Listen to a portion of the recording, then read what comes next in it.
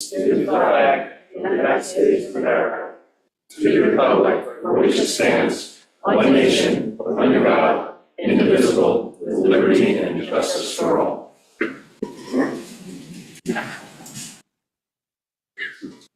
Correspondence? Thank you regarding Waverly Place and Dockery. So we'll read those when we get to those public hearings. Okay. Is there any in the audience who has any questions or comments on any of the resolutions we're about to read, resolutions that were not subject to public hearings already? Anyone on Zoom?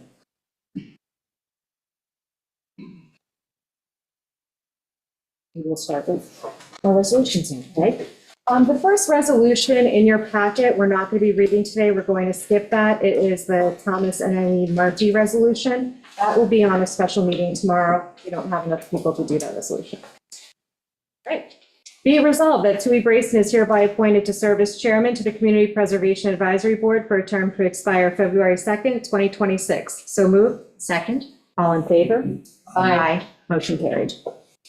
Be it resolved that Dorothy Moorhead is hereby appointed to serve as a volunteer for the Recycling Center Goodie Pile area for the year 2024, effective December 17, 2024. So moved. Second. Yes, okay. All in favor? Aye. Motion carried. Whereas the town board, via resolution 341-2024, accepted the bid from Carter Menelays Inc. to construct 160 square feet to the existing ambulance barn garage. Be it resolved that the supervisor or her designate is hereby authorized to sign any contracts or documents related to this bid. So moved. Second. Discussion. I just wanted to, because it's a, it was noted as an amendment or a revision to the prior resolution. The only thing that was changed is adding that I'm authorized to actually sign the contract. So we had accepted the bid, but did not give me authorization to sign it. That was the modification for today. All in favor? Aye. Aye. Motion carried. Whereas bids were received by the town clerk's office for the purchase of a Chevrolet Colorado or approved equal, which were opened publicly and read as follows: Generation Buick GMC, $47,177.50. Buzz Choose Chevy Cadillac Inc., $37,520. Whereas the highway superintendent has reviewed said bids, now therefore be it resolved that said bid is hereby awarded to Buzz Choose Chevrolet Cadillac Inc., and be it further resolved that the supervisor or her designee is hereby authorized to sign any contracts or documents related to this bid. So moved. Second. All in favor? Aye. Aye. Motion carried. Be it resolved that the town clerk is hereby authorized and directed to advertise for sealed bids for the purchase of propane for the town of Shelburne for the calendar year 2025 for the police department, town hall complex, justice hall, and ambulance building. So moved. Second. All in favor? Aye. Motion carried. Be it resolved, the town clerk is hereby authorized and directed to advertise for sealed bids for the purchase fuel oil for the medical building, the highway department building, and Legion Hall for the year 2025. So moved. Second. All in favor? Aye. Motion carried. Be it resolved that the supervisor is hereby authorized and directed to execute the service agreement between the town of Shelter Island and East End Pest Control, the contract terms of January 1st, 2025 through December 31st, 2025. So moved. Second. All in favor? Aye. Aye. Motion carried. Whereas the town of Shelter Island has received a donation from Greg James in support of the Deer and Tick Committee in the amount of $2,500, now therefore be it resolved that the supervisor is hereby authorized and directed to credit said funds to the A3510.498 ACO Deer Reduction Management account. So moved. Second. All in favor? Aye. Motion carried.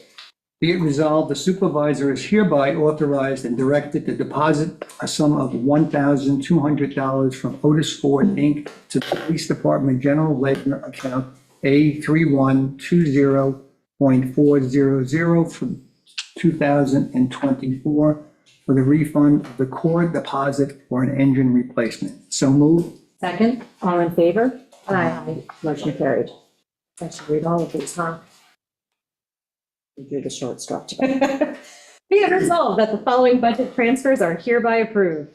$4,500 from the A3120.100 PS Personnel Services to A3120.100 OT PD overtime. $100 from A3120476 PD foil expenses to A3120100 PD overtime. $250 from A3150200 jail equipment to A3989400 NIMS contractual. $1,100 from A3120400 PD maintenance to A3120484 PD office and equipment. $1,800 from A3120400 PD maintenance to A3120484 PD office and equipment. $250 to A3510 ACO equipment to 3120484 PD office and equipment. $500 from A6776422 Silver Circle Meals and Snacks to A6777.422 Senior Center Meals and Snacks. $411.60 from A6777433 AAA membership to A6778492 Shopping Assistance Program Fridge. $5,500 from A1490410 Public Works Ground and Maintenance to A1490419 Generator Maintenance. $2,025 from A8160.432 Test Wells and Repairs to A8160.444 Environmental Testing and Monitoring. $8,300 from the DA 5140447 Outside Contractors to A8160.444 Environmental Testing and Monitoring. $10,000 from A1490200 Public Works Equipment. $435.56 from A1490.271 Boat Equipment. $232.14 from A1490.412 Dock Maintenance. $1,343.97 from A1490.479 Boat Maintenance. $1,465 from A1490.496 EV Charging Station. $455 from A5010.200 Highway Equipment. $136.20 from A5010.440 Highway Training. $950 from DA 5140447 Outside Contracts to DA 5130.446 Machine Repairs. $125.88 from A1330484 Tax Receiver Office and Miscellaneous to A1355.491 Assessors Contracts.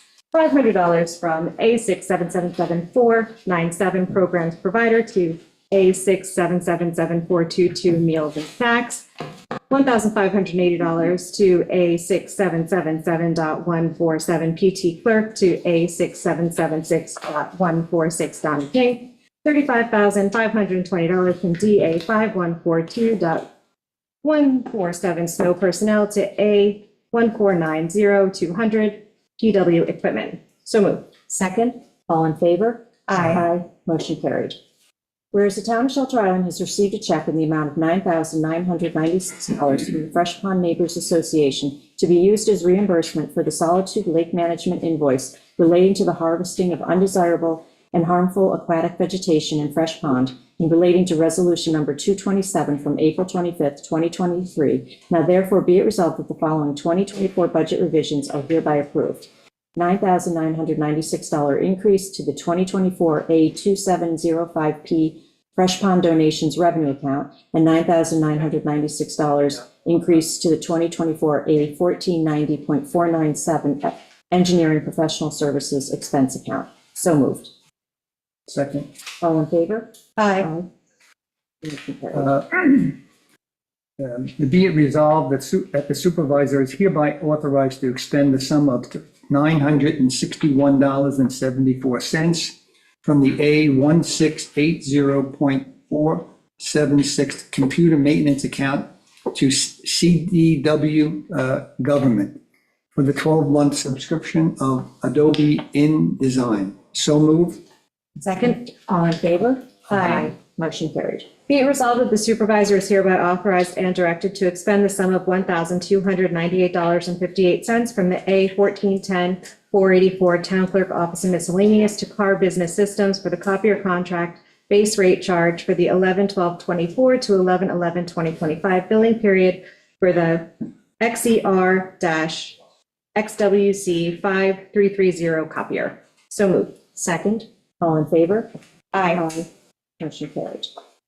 Be it resolved that the supervisor is hereby authorized and directed to expend the sum of $1,100 to Penflex Actuarial Services for the preparation of the GASB 73 package for the volunteer ambulance program for the fiscal year ending December 31st, 2024. So moved. Second, All in favor? Aye. Motion. be it resolved that the 2024 general claims number 2238 through 2401 in the amount of $210,939.62, the 2024 highway claims number 304 through 335 in the amount of $93,038.99, the 2024 community preservation claim 30 through 32 in the amount of $455.21 are hereby approved for payment as audited, and the supervisor and/or any town board member is hereby authorized and directed to sign the approved payment or same. So move. Second. All in favor? Aye. Motion carried.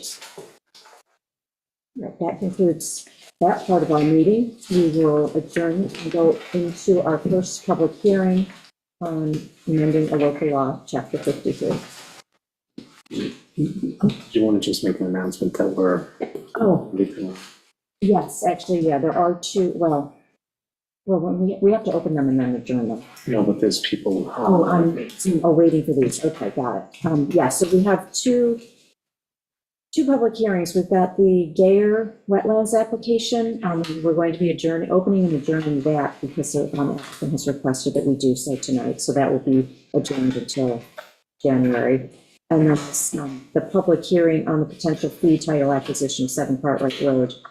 We are going to be opening and then adjourning that because in that instance, Gordon coming off as CPF chair has to recuse himself, and then we would only have 2 of us. So we'll wait till tomorrow when. Cummings as well? Oh, okay, that I did not know, okay. All right, so anyone who was going to be here for those 3 or any one of those 3. Have to adjourn Cummings, what are you saying about Cummings? Cummings will be adjourned because the WMAC needs to receive the new coordinates and approve. I did forward everything to the. So back to opening up the public hearing on the dock law. Clock prevailing time on the proposed local law entitled A Local Law Amending Chapter 53 entitled Docks to update the code to address current environmental conditions. And we had some correspondence on that? Received a letter from John Curley Jr. You want me to read it? Dear Ms. Supervisor and members of the town board, as this is my second letter on the topic, allow me to state that at the outset that I continue to have no horse in the dock regulation race. I am not a waterfront property owner, and my sailboat and pilot house powerboat enjoyed the benefits of mooring facilities and at the town dock at Congress Creek. The WMAC continues to be staffed with well-meaning and resolute members. The town assigns 2 liaisons who, as one is admitted to practice as a member of the New York Bar, and the other is a demonstrated advocate for several environmental issues, are tasked with overseeing the committee's work. But neither the committee members, apart from 1 or 2, nor the liaisons are appropriately qualified to manage major revisions to a technically complex piece of legislation. I am struck by the clear absence of commentary from either the town attorney or the town engineer, especially absent is technical input from the town engineer, Joseph Fenora, PE. Mr. Fenora came to the town having scored the highest grade in the Suffolk County Town Engineer exam, the holder of a master's degree in maritime systems and marine engineering from Stevens Institute of Technology, in addition to his undergraduate engineering degree from the same school. An extensive experience as one of a very few licensed professional engineers certified commercially dived to U.S. Navy standards. Mr. Fenora, excellent work history includes commercially commercially diving on and conducting engineering inspections of the same type of infrastructure referenced in the legislation, but in far more rigorous environs. It is my understanding that at least some reference may have been undertaken in trying to revise the legislation to Real Point study commissioned during my tenure as town engineer and Jay Card's tenure as Commissioner of Public Works in or about 2016. The study may have offered insight into the causes and effects of coastal erosion and trying to understand aspects applicable to the dock legislation. Even with the Real Point study supervised by a qualified town engineer and public works commissioner whose college major trained him in the aspects of landscape management and the input of coastal erosion engineering experts, the town has consistently failed to properly act on the Real Point problem, costing the taxpayers millions of dollars in periodic dredging expenses and leaving the threat to the barrier beach and Cockles Harbor unmitigated. Please do not continue down the same stumbling path with dock legislation. These are the points I ask the town board to consider. 1, continue the existing dock regulation, making a few pertinent revisions as can be agreed upon all qualified parties. Recognize this as an interim fix while the town board positions the WMAC for a better revision approach.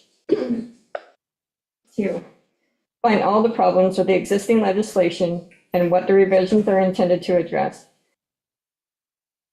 Pointedly explain why the legislation requires some form of the intervention. Embody that as a WMAC chart. 3, both the existing and the proposed legislation persist in vagueness. Define the specific design considerations for all regulated structures cited. For example, wind and current forces, rising sea level, passing vessel effects, operational loads, geotechnical design aspects, etc. 4, consider requiring that all plans come from New York State licensed professional engineers and not dock and coastal marine contractors. Plans can still be developed by those entities, but the town needs the ability to hold one entity legally responsible for the design and holding engineering malpractice insurance, and that is embodied by the New York State law regulating the practice of professional engineering. Plan oversight should remain the responsibility of a professional engineer, even if the contractor illustrates what is being considered. Coastal infrastructure should not only consider past practices for design, but future needs and where the technology is evolving. 5, if the town has an environmental analyst on staff or retainer, applicants should be apprised of the environmental expectations they are expected to fulfill ahead of time, not bearing the cost of making a submission only to be told you designed it incorrectly.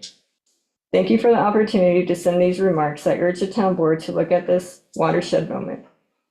Look at this as a watershed moment. There is a considerable challenge. I'm trying to run things on a day-to-day basis while trying to improve the system. But without taking those improvement steps, town process will forever continue to be in a deficient manner. Sincerely yours, John C. Cronin Jr. The only written correspondence. Right. Okay.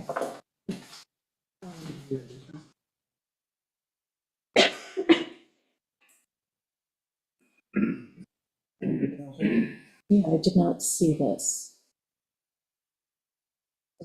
I see Tim is here. Do you want to address your comments, or would you like the letter read into the record? A lot of it is quoting from the actual proposed, some of the sections of the code. You'll come up and speak then? Yes. Okay. Yes. I wish I couldn't print it out. I'm not going to call on you just yet. That's fine. Yes. Pass that down to him so he can make notes. I'll put him on the list. Yes, put him on the list. Yes. Excuse me, real quick. I sent the letter on October 21st, I'm not sure, to the rest of the town board, I'm not sure where that is. Okay, I think those people. You read that at the last hearing? Yeah, we read it at the last hearing. You sent another one, I didn't receive it. You said it was dated October. 21st. Oh, okay, so it was after the last public hearing, but before we set the new one. Correct. Okay. when we set the public hearing, that's when we start to pull in all the correspondence. Okay, I jumped the gun. Yes, I'll try to find it. We'll Try add to you, find it. we'll add you to the list. Read it in yourself. Yes, Oh. okay. Thank you. Thank you. Bill, you wanted to present the changes since the last public hearing? Yes. Good evening, I'm Bill Garrity, Chairman of the WMAC. The WMAC spent about 4 to 5 months drafting changes to Chapter 53 of the dock law. Since that version was published, the public has had about twice as much time to review and comment on the proposed amendment. There have been numerous work sessions, and a previous public hearing was held on October 7th. At the public hearing, a number of issues were raised, and in response, numerous changes were made to the proposed amendment. Among those are the following. Under the definitions section for a commercial vessel, that has been clarified to be a vessel used primarily to generate income. In the definition of private dock, the use for recreational purposes language has been added back in.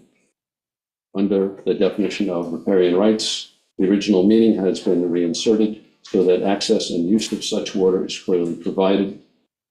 And for unsuitable locations, it now states that they apply only to specific outside shoreline areas. A number of the provisions were also changed. Permit issuance under 53-7I now provides that inspection of a dock upon transfer of ownership can be by a licensed dock contractor or the dock inspector. 53-8A and 53-9A3 have both been limited to private docks, thereby permitting commercial docks to be rebuilt in the event of catastrophic damage. 5311C1 now only requires that a Y valve on a vessel's marine head be closed and secured only if the vessel is so equipped. And under waivers 53-13, the requirement that the town board vote unanimously to grant a waiver has been reduced to a supermajority vote. Other additional changes were made by the town attorney and/or the town board. In addition to this proposed amendment being reviewed many times over many months by the town board, the town attorney, and the public, it has been reviewed by the Peconic Estuary Partnership, PEP. Over the summer, PEP and the New York Sea Grant met with one or more of the members of the town board to review how the Shelter Islands codes address environmental issues. For anyone who's not familiar, New York Sea Grant is a cooperative program involving State University of New York, Cornell University, and the New York Department of Environmental Conservation. After that meeting and after reviewing the amendment, PEP wrote the following. Recommendations based on our experience were shared, and it seems they were integrated into the code update. These recommendations include definitions,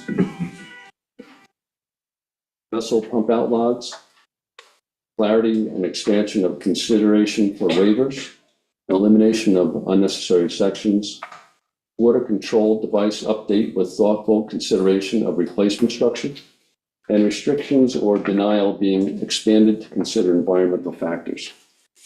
We encourage towns to have thoughtful conversations surrounding environmental impact with climate change and sea level rise in mind, with consideration of both direct and indirect effects such as habitat loss, wave energy shifts, effects on species, violation and penalty fees, the permit application review process, and the enforcement process. PEP and New York Sea Grant are drafting needs assessments to guide our process recommendations to townships of the Peconic Estuary moving forward. Thank you for your work with Shelter Island Town, and we look forward to speaking with you. Based on all of the above, we believe that this amendment is a thoroughly vetted and reasonable document, which includes a number of provisions that provide additional benefits to dock owners and applicants. It represents a compromise between the original draft and the concerns voiced by the public. Like most compromises, we provide something for everyone, but no one gets everything. That is how the system is supposed to work, and in this case, we believe it has. Thank you. What I would do, for those of you standing in the back, there are seats up front and interspersed if you'd like to sit down. I'm over here. I'm going to start with the people who have signed in to make comments, and then we'll continue on. I have 11 people already on the list, so just keep in mind that you've got other people following you, so if you can be concise in your comments. I'm not putting a time limit on people, but we'd like to be able to give everyone an opportunity to speak. And just always keep your comments respectful. Sorry to interrupt. I thought Mike Anglin had delivered a letter to the clerk a week or so ago that was supposed to be written to the record. I don't know if that was. Can you tell me who dropped it off? Well, I just wanted to, Okay, sorry to interrupt. thank you. But yeah, if you could, when you're speaking, keep your comments directed to the board and also just be respectful. Do not criticize others. You can criticize the legislation. Just going to set the tone there. So first on the list, I have Peter Reish. So I have a couple of slides which Christine's going to put up. Do you want me to put that monitor so you guys can see? No. You can see that? Okay. Computer. Yes. We can sit, I'm actually working. She's going to do screen share so we can look at it here. Okay. I like this. You can't see who's speaking when they're over here. Anyway, most of you know me, but for those who don't, my name is Peter Reish. I served on the initial Waterways Management Advisory Council, and during my 12 years on the town board, on the Waterways Committee, and also as liaison to the WMAC. While listening to what I'm about to say, please keep in mind that there is nothing in this for me. I got the permit to rebuild my bulkhead and install floating docks back in the mid-1990s. I come to you today because I think it's what's right for the island I love. I am in opposition to the revised code as I feel it is overreach, contains unnecessary regulation, and is trying to solve problems that don't exist. I would like to ask you, how many miles of shoreline does Shelter Island have? Does anybody know? 55 or so. I didn't guess around 1,000. You go with all the little nooks and crannies. Well, over the years, I've heard many different numbers, and you've all heard the expression, if you want something done right, do it yourself. So that's exactly what I did. I used Garmin Navionics app to accurately measure the distance of the shoreline by dividing the island into 9 segments and creating routes touching the water's edge at mean high water, including our 17 creeks. Bet you didn't know we had that many creeks. The first slide, this is going from my house in counterclockwise direction to Alaretto's house. And you can see that was over 500 points. And obviously that's not zoomed in. We're going to just zoom in on a couple of things. I did this for the 10 other segments. Christina, can you go to the next slide? So that's the mouth of the Merkel Basin. And you can see it's zoomed in, and it's hitting the exact edge of the shoreline. And then I also did the same for Bass Creek, the next slide. I went around the whole island in this detail, and with almost 5,000 waypoints. And these are all the sections and how I arrived at it. And at the bottom, you can see, bottom right, you can see Shelter Island has 65 statute miles of shoreline. I stand by that number and be happy to share my calculations with anyone. The reason I wanted to know the actual amount of shoreline is to see how much of it is actually occupied by docks. Assuming there are 451 docks and the average width is 5 feet, there's a total of 2,255 feet of dock emanating from our shoreline. Next slide, Christina, please. So 65 miles at 5,280 feet per mile is 343,200 feet. Divide that by the 2,255, and you can see the docks coming from our shoreline take up a mere 0.66%. To see what that looks like, if you see in the bottom right, that red circle in Mashomic, and there's, I don't know if you can see, there's a little red line in there, and she's highlighting that. That's how much dock there is if you squished all the docks together coming off of the island. That was the linear amount. Now I wanted to see how much area the total docks on our island took up. So I went to the town GIS and I drew a polygon approximately 1,500 feet off of our shoreline, which is the distance out the town has jurisdiction over surface waters. That area is in red. It's kind of hard to see, but you can see the outline of the island underneath it. And, you know, it automatically calculates that area of the polygon, and it's 13,948 acres. Those were the results there. For argument's sake, say the average dock is 5 feet by 100 feet. It has a 200 square foot float, which is the maximum allowed by code, making a total average of 700 feet per dock. Multiply that by the 451 docks, and the sum is 315,700 square feet, which converts to 7.2 acres of dock. Next, take that area that was in red, the 315,000 square feet, which is, hold on, sorry, I jumped here. Yeah, take the area that's in red and subtract out the land mass of Shelter Island, which is 7,229 acres. And that result is 6,719 acres, which is the amount of water, surface water, that the town has jurisdiction over. Dividing that by the total area of docks yields 0.1%, which is the amount of our waterways that are covered by docks. Both the area and previous lineal amounts are extremely minimal. How are you defining unsuitable and unsafe locations in the proposed code? How many days per year does the dock need to see extreme wave action versus calm conditions to be considered unsafe? 180 days a year? 90 days a year? 30? 1? Can you go to the next slide? Would you consider this dock to be unsafe? Because the way unsafe is very arbitrary. Living across from Island Boatyard, I've witnessed many novice boaters having trouble docking in flat, calm conditions where an experienced seaman can land and safely secure a vessel to a dock with large waves and in 40-knot winds. Driving a car at night or in fog or heavy rain is definitely not as safe as driving on a sunny day, yet you haven't passed a code prohibiting driving during those adverse conditions.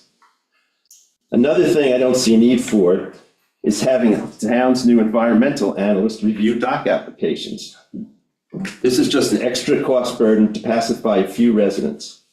Before the town will accept a dock application, it must have the DEC permit in the packet. The E in DEC stands for environmental, of which they are all extremely educated in that field. They're also extremely thorough and tough in their review. Why do we have to duplicate that effort? Since the DEC was established by Nelson Rockefeller 54 years ago, the town has always relied on their tough review, and the town reviewed docks for zoning, navigation, and other non-environmental criteria. Why do we now have to duplicate that effort in this age of trying to, in this age when trying to cut, other agencies are trying to cut governmental redundancy? In summary, I'm in opposition to the code proposed. I feel the current code with some minor tweaks would be sufficient and serve the town and its residents well. Again, don't try to solve a problem that simply doesn't exist. Thank you. Thank you, Peter. Al Loretto?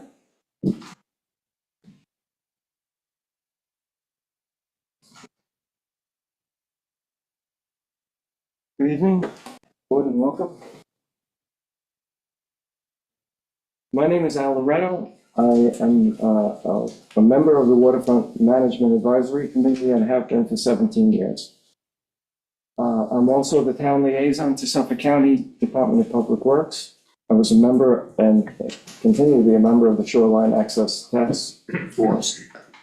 I've also worked for the town doing technical drawings necessary for the joint applications for many town waterfront projects, including Congan Creek, Grace's Lane, Volunteer Park, Dawn Lane, Highbury Lane, and the 3 police and fireboat docks. With that, it's given me a very good relationship, or a close relationship to these applications, what they involve, how long they take, and how complicated they are.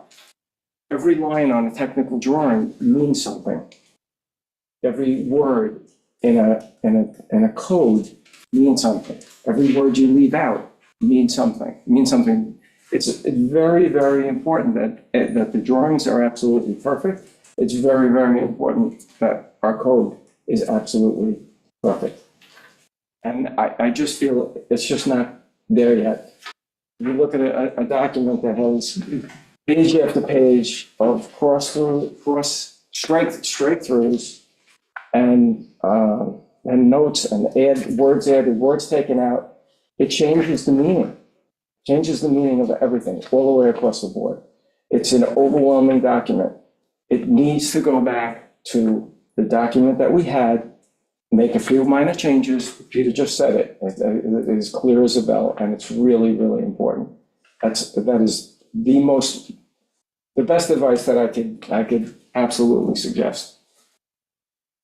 I'd like to go through and just describe some of the reasons that this thing is so overwhelming. Christina, if I can just see the first slide.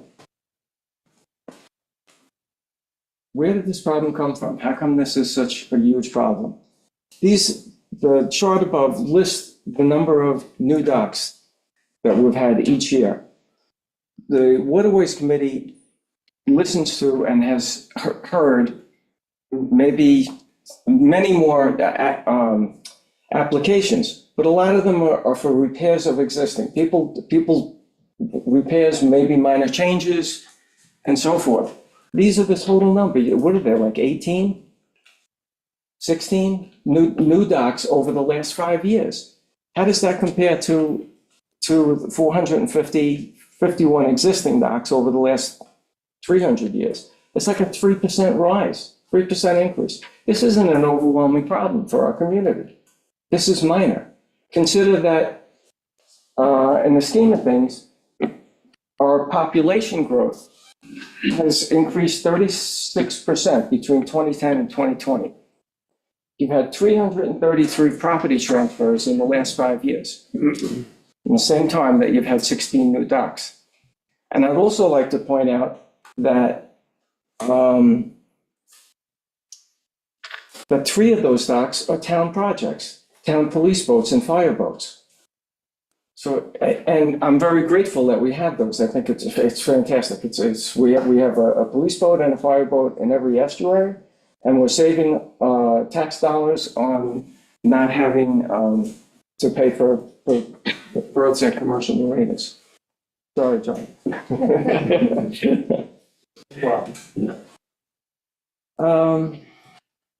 I'd like to go through a few other points.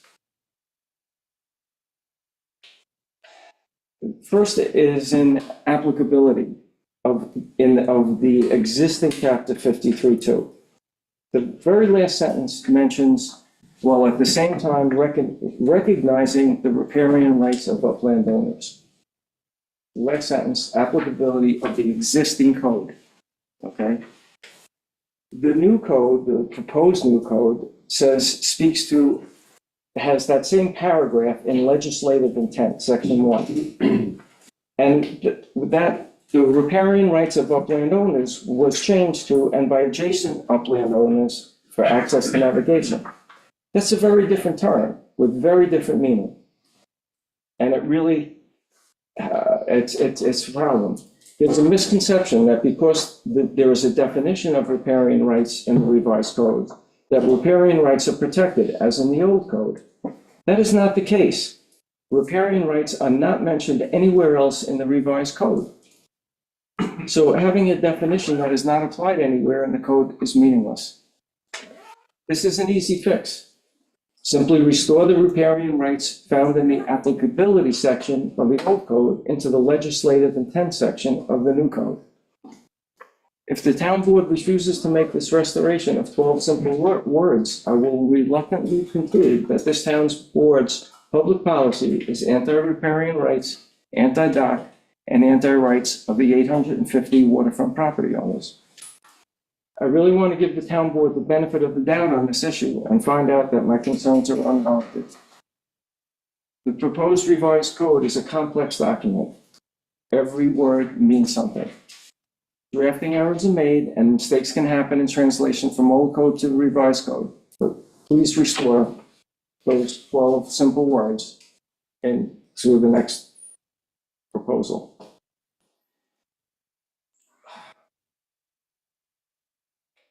In the new section of the latest draft of applicability,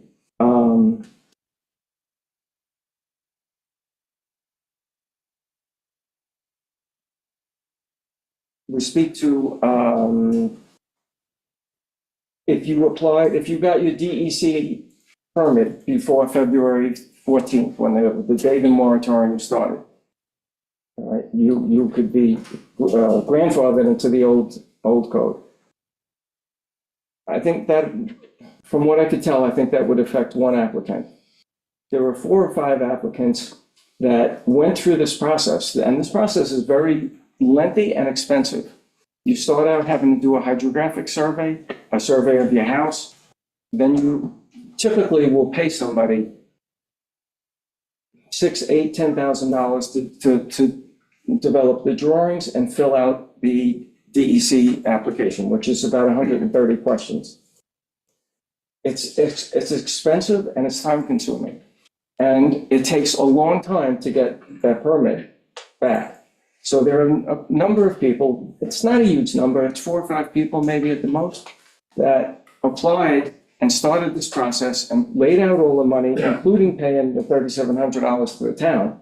So they're into this for $10,000, $15,000 with well-meaning and under the existing code. And now, you know, what I think the right thing to do for these people is if they could demonstrate that they started this process earlier by either the checks to the marine contractor or having the date of the application, let them be heard under the existing code. I think that's only fair to your constituents. Next is unsuitable locations. Areas impacted by one or more of the following: exposure to inordinate wave action driven by wind, boat traffic, lack of adequate depth, comprised of pristine, preserved or public beaches, and therefore inappropriate for the construction and installation of new docks due to potential harm to individuals, real and or personal property, and the environment. And then we go forth and point out 3 different areas. The DEC would not allow docks on pristine, preserved, or public beaches. You don't need this in your legislation. You just don't. Why put words in that are unnecessary? Or places with inadequate depth. The DEC isn't going to allow it. The permit will never get to our door. Inordinate wave action driven by wind can be seen at almost every dock on certain occasions. It's just it doesn't make sense to be in this document. Can we just, Christina, let's go to the 3 different sections, the 3 different areas which compromise most of the outside waters of Shelter Island. Section A, this is Section A. Real Point, maybe, Christina, if you could just run your mouse over from Real Point back to Hay Beach Point. All right, that's Real Point, and she's going all the way back to Hay Beach Point. Okay. It's a rocky, shallow shoreline, unlikely to meet current code for the dock by the DEC. From what I understand, there's aquatic vegetation along that shoreline. It's also very rocky. Remember early in my fishing trips, I tried to go out there and I couldn't believe how rocky it is. It's unsuitable to put a boat in there. It doesn't make sense to have that in the code. It's just totally unnecessary. In the 372 years, I keep looking at the town of Shelter Island, 1652. In the 372 years that the town of Shelter Island has been in existence, only 2 docks have ever been built on that shore. You really need a code to tell, it doesn't make sense. The next one, Area B, if we could slide up to that, that's Mashonack. That's most of what you see on the screen there. All right, it's where Real Point ends on the other side and goes all the way around And right to about, a little bit before, right around there, I think is Nichols Creek. Am I mistaken? I got that right? Okay. Lower down. So that is one property. How many docks are you allowed to have on one property? One. All right. It's 2,000 acres of land and 10 miles of shoreline. If the Mashamak people came to the waterways and said, would like to put a dock out there, or one of the places for educational purposes, to have a little boat, we would have to say, sorry, it's against the code. It doesn't make sense. Doesn't make sense. Section C. Can we bring that one up? That's Shell Beach to Jennings Point. All right. And keep going, keep going, keep going, keep going, keep going, keep going, keep going, right about there. All right. That's also a big piece of shoreline. If you, and it has docks and docks that are useful. 86 years ago in 1938, there were about 10 docks along that shoreline. And I found that from looking at aerial photographs. If we can go to the next one, please. All right, back before Google Earth, they used to fly planes over and take photographs and put them all together. But you zoom in, you'll see that there were about 10 docks along that shoreline. There were presently 20, based on the Google Earth, if you go back to the previous slide. That's an average of 1.1 dock new dock every 10 years. Do we have an overwhelming problem here with the oversurgence of docks and need a tremendous amount of 17-page new piece of legislation? I think we have other problems in town that require a lot more attention than this. I know we're in a moratorium, and I know in order to get out of the moratorium, you're going to have to make some changes. I respect and understand that, but I think it would be so much smarter to make some simple changes that we can all agree on, that make some sense, than to have this whole entire revised document. It just doesn't seem to work. Have you thought about the consequences of this ruling of unsuitable locations? How would you like it if your property, the place that you've been paying taxes on, and probably a lot of taxes, it's on the water, was all of a sudden deemed unsuitable? And just the term is so derogatory.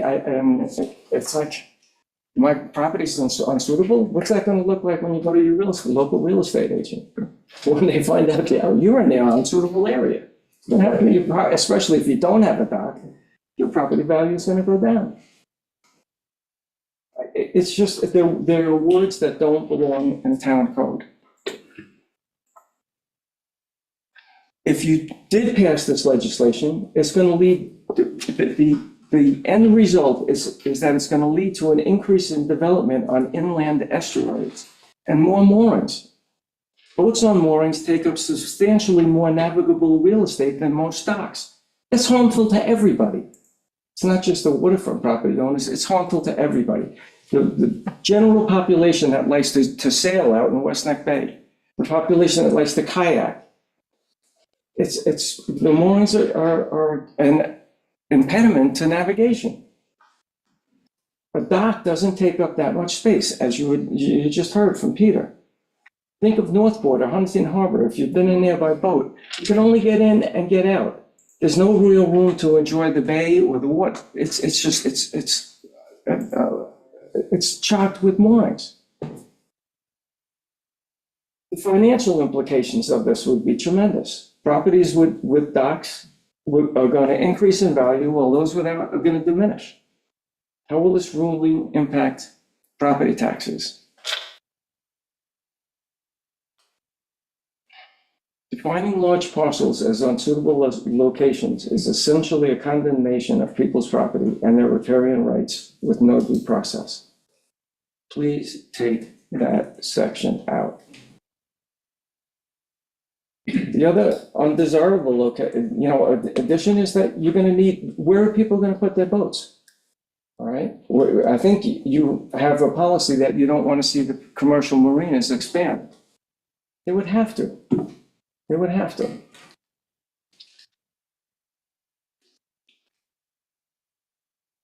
Next, you added a town's environmental analyst and the applicant bearing the cost associated with the review. The applicants are paying $3,700 just to have their to the town now, where it used to be something like $250, just to have their dock application reviewed. And at this point, they've already been through the Department of Environmental Conservation, which has an office full of environmental analysts. And then the analyst has to issue a report to the town board. All applications that come before the WMAC have been approved by the New York State Department of Environmental Conservation and the Army Corps of Engineers. What is the need to have another position to duplicate work that's been done by an office full of environmental analysts? I don't get it. Why does the applicant have to pay for another review by an analyst in addition to the thousands of dollars for the town for the application? This adds 2 more reports for the town board to review on every dock application. What happens when the town analyst disagrees with the New York State analyst? Do we have to get a 3rd analyst? If the applicant has to bear the cost of an additional environmental analyst, shouldn't they have the right to choose their own? It's another thing it's unnecessary legislation. Proposed in the new code is that every property which is within 200 feet of the property involved in the application has to be notified. This is another example of unnecessary legislation, going above and beyond DEC and Department of Environmental Conservation and Army Corps of Engineers regulations. It's punitive, arbitrary, and divisive. It seeks to pit neighbor against neighbor. It is not in any other code except in cases requiring a variance. A dock is not a variance. DEC and Army Corps already require notice to abutting property owners. Those are the ones that are going to see it or notice it. And the State Environmental Quality Review Board, which is part of the DEC, deems private docks a type 2 action. The type 2 action is a minor action. And every dock application that you guys sign off on and give to people has 5 conditions in it that it states, we have checked this document, or we have checked your application, and it will not cause an obstruction to navigable channels. It will not adversely affect the public's right to use the town waters and the land under waters. It will not adversely affect shellfishing grounds or other aquatic wildlife which may exist in the area. It will not adversely affect tidal waters, adjacent residents, and so on and so on. And be it further resolved that the town clerk is hereby authorized to issue a permit. So all of those things have been checked, have been reviewed by an office full of environmental analysts. Why doesn't make sense. The 30%, 50% rule. If you're familiar with that, I'm sure in the document. You can't repair or you can't replace the dock that's, it used to be 30%, now it's 50%. More than 50% is damaged, you can't rebuild. I can't help but think of the recent hurricanes that hit the west coast of Florida and also Sandy in 2012. If this were enforced after an event like one of those, we would only be left with commercial marinas that wouldn't be able to accommodate all the island's boats and boaters. What's the point of this paragraph in the existing code and the change in the proposal? It's something that if we want to fix the code, take this out. The DEC, when we had Sandy, the DEC gave a blanket repair and replace in kind permits for water structures after that storm. So people could restore their bulkheads, their houses, and so forth. What the town is saying, oh, sorry, you're gonna need a waiver if you want a dock back. It should be taken out of the draft on the original.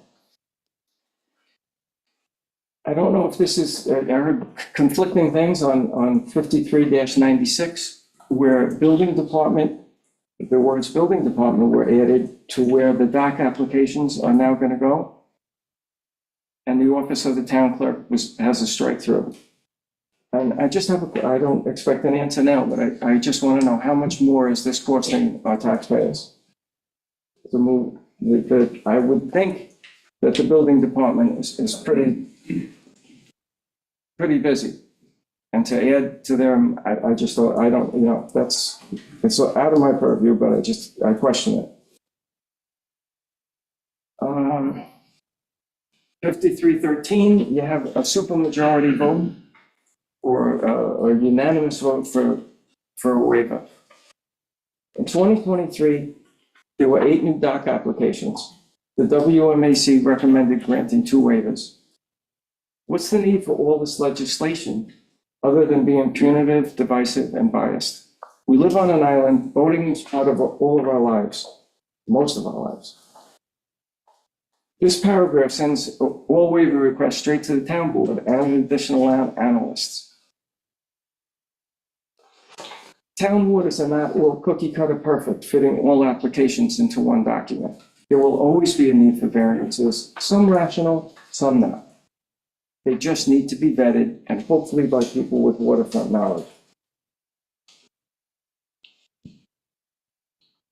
53.8C2A. The private dock may not fix terminate at a point where mean low water depth is less than 2 1/2 feet. I know you've heard this, that the DEC doesn't allow them in that code. The Army Corps of Engineers, Department of State, Office of General Services, and the Department of Environmental Conservation all allow small docks, not floating docks, but small docks, in 2 feet of water or less. 2 have been permitted in 2023 and 1 in 2024. They have DEC permits.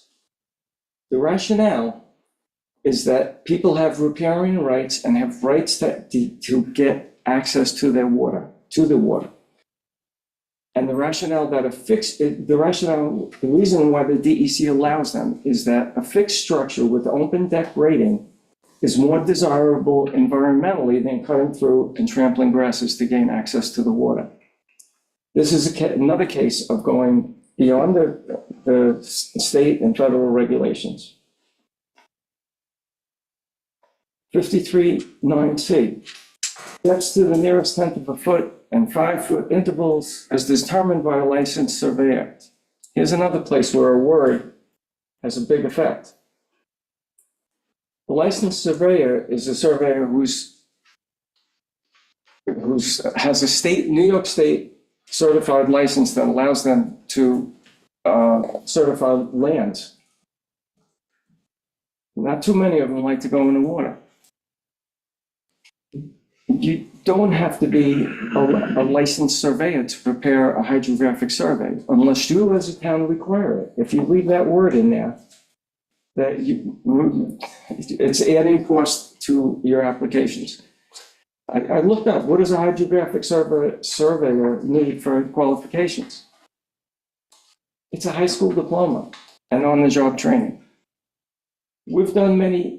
I've done many hydrographic surveys with town employees. I've done it with the harbor masters. Why do we have to spend, another couple of $1,000, $3,000 on every application by having a licensed surveyor come in? It's going to save the taxpayers' money, and it's going to save the applicants' money if they can do their own. Not many people do their own. Most people hire a person that does this, but we're certainly qualified enough to do it. I know I've gone on for a while. Please also notice that most of these rules and regulations that were in the code for Cargins Creek, Dickinson Creek, and Deering Harbor have been crossed out, and new regulations have been drafted and are listed as discussion documents on the town's website. Those are the next things we have to vet. If we keep the crossouts in this current code, and that's the, go. I hope that I'm not gonna spend my life dealing with the town code on chapter 53.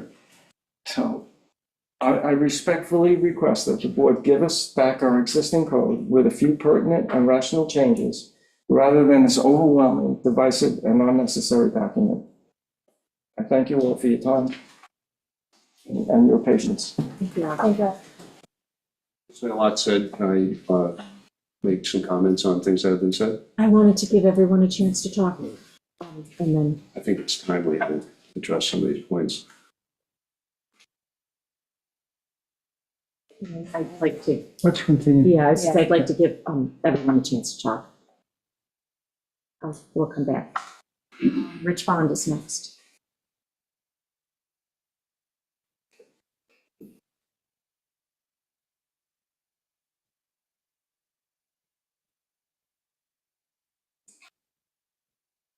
Hi, everybody. My name is Rich Bond, and I'm a Shelter Island resident, taxpayer, and waterfront property owner with the dock. Just wanted to check with the clerk, did Mike Anglin's letter ever get signed? It's everyone, Okay, we can, so I'm that'll gonna be read part it. of the record. Correct. Okay, I'll thank read you. it. And I'm gonna, before I start my own remarks, what Mike did, and this is what he explains, but I'll be very brief about it in his behalf, is he spent 2 days in a boat going around Shelter Island, hand counting every dock on Shelter Island. And he provided that information to a bunch of us because there was some concern about, well, the assessor says there's 366 docks. The comprehensive plan says there's 428 docks. So he put eyes on every dock on Shelter Island. And I'm going to give this to you, Amber, because this is where that 451 number that's been cited by a couple of the speakers previously comes from. So I think that context is very important for the board to understand and to recognize Mike Anglin does not have a dog in this fight. He's got a big dock and a big bulkhead. I mean, he did it as a former member of the WMEC in good faith to try to come up with a fair number of docks on shoreline, just like Peter Reach did to try to come up with how many miles of shoreline we have so we can have a fact-based approach to the code. I would also commend Peter Reach. I don't know if you grasped, because I asked him what that all meant in terms of 5,000 waypoints. It means on his Navionics app, he had to push the button 5,000 times. So you get the Golden Thumb Award, Peter, for going way above the call of duty in trying to provide the board and the voters of Shelter Island accurate information about what's going on the dock issue. So Peter, I thank you, and Al, I thank you as well. So now as a generalist, I'll be a little bit more rhetorical in my approach to the dock issue. Like Peter and Al, my dock is not affected by the revised code. My sole motivation in being here is as a concerned Shelter Islander. With that as my context for speaking up, I'd like to offer some general observations and then also offer five, I hopefully feel that you will feel they are constructive, five constructive recommendations to the board as you consider revising the code. First, I'd like to commend the board for acknowledging and adding back the essence of docks on the island. Namely, that docks are not just for boats, but are also for recreational purposes. This acknowledgement speaks directly to the core issue here. The Waterways Committee leadership still argues that some outer waterways are unsuitable for docks because a boat cannot always be kept on the dock, but they are sometimes. However, as I said at the last hearing, and as the restored language notes, docks can and are used for many other purposes than tying up a boat.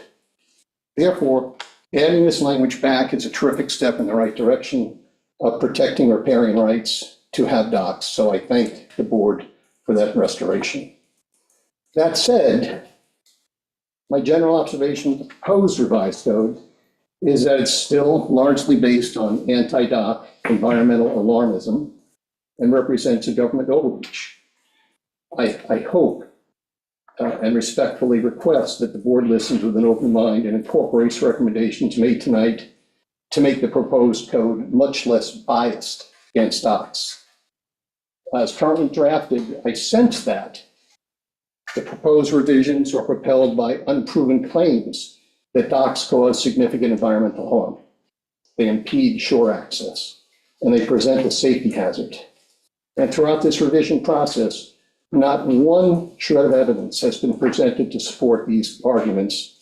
And I just think that we should deal, was it just the facts, ma'am? I think we should just have the facts. So with that, 5, I'll try to be quick because as I realized, as I listened to Al and Peter, we have a Vulcan mind meld and a lot of the points that I'm going to raise were also raised, so I will try to abbreviate my remarks. But as Al pointed out so wonderfully, the proposed revised code has a definition of riparian rights. But when you examine page by page, the 16-page document, there is no other mention of riparian rights, a definition without a meaning. So it's an easy fix to restore riparian rights, and not just a definition to the document, and Al has already provided the language for that. But I'd like to note that on these 3 occasions, as I've listened via Zoom or in person, the Waterways Committee leadership has said that one of their goals in the code revisions was to make the dock code conform to mooring code on riparian issues. Okay. However, if you consult with the mooring code, you'll find that nothing of that sort's been done. And this is where my second recommendation comes from. In the mooring code, riparian rights are mentioned 5 times, twice in the definition section, twice in the permit section, and once in the restricted water section.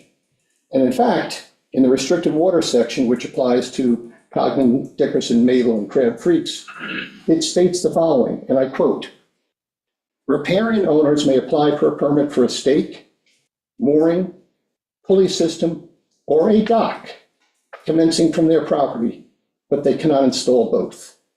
So let's put this in perspective. The mooring code gives riparian owners multiple rights, while the proposed revised dock code offers none. The mooring code also allows docks in restricted waters, as I just read, while the dock code seeks to create newly restricted waters and forbid docks from being on them. This is hardly an alignment of the 2 codes, and I think it's an elimination of the anti-dock intent of the proposed revised code. So therefore, since the Waterways Committee leadership claims they want dock and mooring code to be uniform on the topic of riparian rights, no problem with that, I recommend adding a second riparian definition, just like in the mooring code, to the proposed revised code. It could be something like that, and I quote, "Riparian property owner dock, a private dock belonging to a waterfront property owner, the use of which is not limited to a specifically identified vessel. Only one riparian dock is permitted on the waterfront property." So, and I'm sure that Stephen could come up with a variation of that, but I strongly urge the board to add that language or something with the same intent to ensure that riparian rights are protected and aligned with the recreational use language that you already restored, acknowledging that docks have many purposes beyond just boats. My third recommendation, and I'll abbreviate some of this, because I realize that Al and Peter also brought up the role of the environmental analyst. It's not that any of us don't care about the environment. On the contrary, we all deeply care about the environment. This place is a paradise. It's just that the addition of an environmental analyst at a cost of $150 an hour is a completely unnecessary additional layer of government regulation. I wanted to hold up here the application that Al referred to. This is the joint application form that a dock owner has to go through. It's 29 pages long. It's administered by 3 state agencies and 1 federal government agency. The estimated cost to fill out this form is approximately $10,000. And here's the kicker. The Shelter Island, the WMAC, will not even consider looking at a dock if it doesn't pass through this arduous process. So now I looked at the application. It contains 115 questions. So I'm like, that's interesting. How many of those questions relate to the environment? 55 questions out of the 115 in the document are environmentally related. So you've got the Army Corps of Engineers, you got the New York Department of State, you've got the New York State Department of General Services, and the DEC, all over this dock application before the town would even look at it. I think that that's a pretty rigorous process. Now, yet somehow we, the town, thinks that we need its own environmental analyst added into this process after this has been approved through the joint application process by 4 government agencies before the town even sees it. We got to spend another $150 an hour for our own analyst to second guess this work that's been going on for decades. I think this epitomizes overregulation and overreach and suggests a severe lack of confidence and respect for the existing dock application process. My 4th recommendation is that the dock waiver request noted on page 13 of the proposed revised code be treated like everything else on Shelter Island and require only a simple majority vote. The original proposed revised code included a unanimous vote, which has been reduced in the second draft to a supermajority. While that might seem like a concession, it's still an unmistakable sign of the anti-dock intent from the Waterways Committee leadership.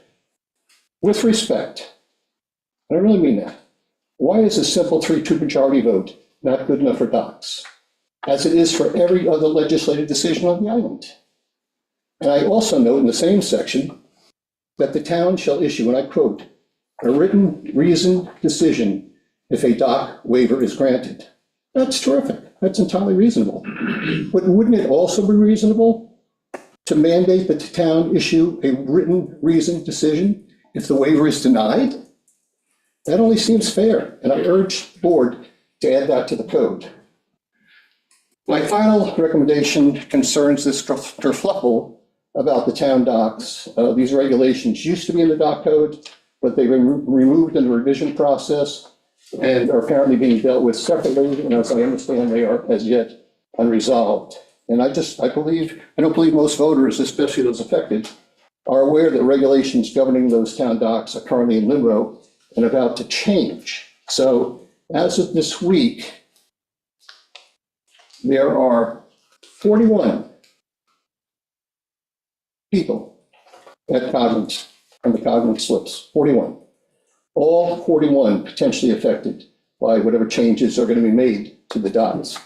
Have they been notified that these changes are there? Do they have a chance to voice an opinion, a chance to weigh this out? Some could lose their slips due to the new regulations and be forced to moorings or private marinas. There are 155 people on the dock waiting list that Amber's office administers. 155 going back to the year 2000, 24 years. And I wish Mr. Dixon was here because he's number 119 on the list. So I think we're about the same age, so good luck, buddy. We got a long way to go from 119 on the list, but at least you're not 155th. So I often hear concern by this councilman in particular, that the residents be well informed of the issues all the time. And so I'm wondering if there's a plan, a fair plan, to alert these 196 individuals, 155 on the list, on the waiting list, and 41 currently have slips, that there are changes underway. So at a minimum, I recommend that the board conduct a concurrent review of town docks while the dock code is still open for revision. I don't think it's fair to leave voters in limbo regarding these regulations and to keep them in the dark about pending changes. I'm not saying that that's some deliberate thing on your part, but the process that's occurred now, it used to be in the code, it was taken out. It'll be administered somehow else. But what about the voters? What about the people who are on those docks And what about those people who are waiting 24 years to get on those docks? The rules are going to be changed. And I don't know how far you'll go to change them, but I think that there ought to be some outreach to these people to make sure they're aware of what's going on. So to summarize, 5 constructive recommendations. 1, restore riparian rights contained in the original code. And Al has given you the language. Stephen, you know the language in the original code. Put it back in the revised code. 2, add a different definition of a riparian-owned dock. It strengthens riparian rights, and it brings the topic up, it brings the riparian topic in conformance with the mooring code. 3, remove the environmental analyst from dock process to avoid duplication and unnecessary costs. 4, base a dock waiver decision on a simple majority vote and mandate that a written decision be issued regardless of the outcome. And 5, on the impending changes to town docks, invoke the only rule of local politics, which is to always go above and beyond in communicating town policies with the voters. So I thank you for the opportunity to make these comments, and I look forward to your work session as you incorporate what you intend to incorporate. Thank you. Thank you. John Needham, you're next.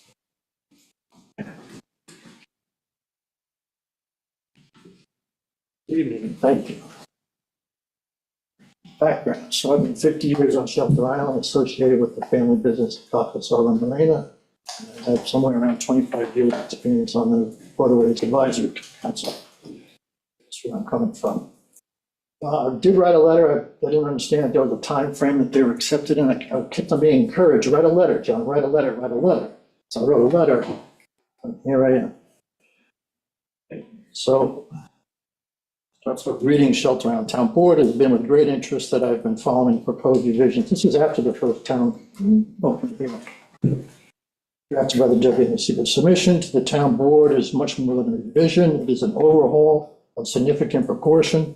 The council spent a great deal of time and energy on this proposal, creating a document of diverse recommendations that is unfortunately overwhelming for a member of the public to process in its entirety. I believe it needs to be broken down into sections for review. Currently, there are recommendations for unnecessary additional bureaucracy and significant expense that will ultimately be paid for from the pockets of our good citizens. My 50 years, I already said that. Our current code could be more strictly adhered to and tweaked as necessary to continue to be both fair to the public and the waterfront riparian property.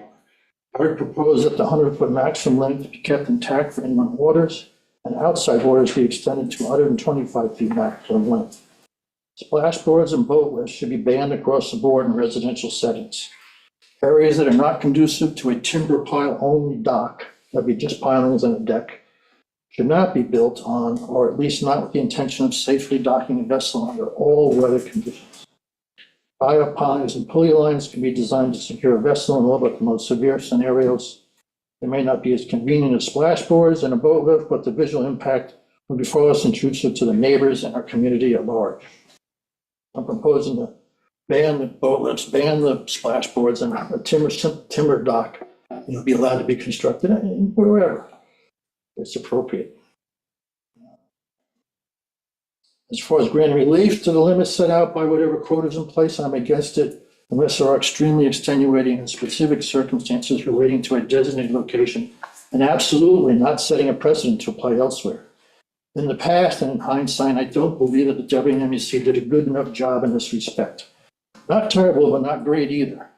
During review regarding the application, we were recently overwhelmed by dock contractors lobbying and legal counsel representing the applicant. Overwhelmed with these other people coming in and trying to force their will on us, the WMAC. My recommendation is that the revision of Chapter 53 be broken down into manageable sections, each with its own public hearing, and that bureaucracy and expense be highly scrutinized before adopting changes.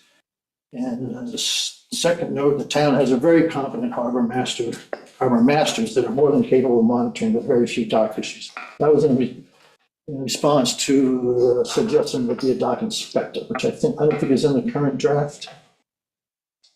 I'll go through the draft as quickly as possible. First, the question: did the WMAC review this in the meeting draft proposal? Anybody? Towns. Okay. But the WNC has not reviewed it. This is with the town board now.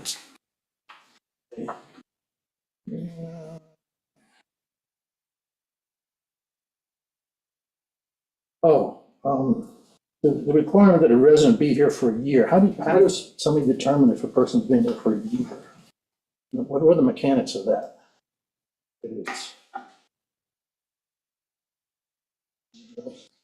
Okay, well, there's a requirement they be here for a year before they can apply for a dock.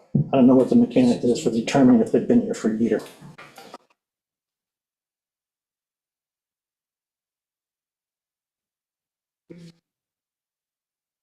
Let's see, this is just a minor, well, there are consequences to this. A certified survey of the owner's property on which the proposed dock is to be located, this is a requirement for an application, including the zoning districts and showing property lines. We need that to add to that, extending into the water. That was a common, we looked at that in WNC very often. The extended property lines going out, the dock has to still respect the setbacks of the extension of that. So that's just a wording thing. A survey to the 10th of a foot, that sounds kind of onerous. I can't even imagine a survey being able to do that. You know, that's a big ask. Again, chapter 8E, there's the 1 year waiting period. I don't know how that gets determined. And then we get into the environmental analyst. Gosh, now we have another agency passing judgment on this. It isn't part of the town government. I felt we were trying to keep these agencies in-house, keep home rule.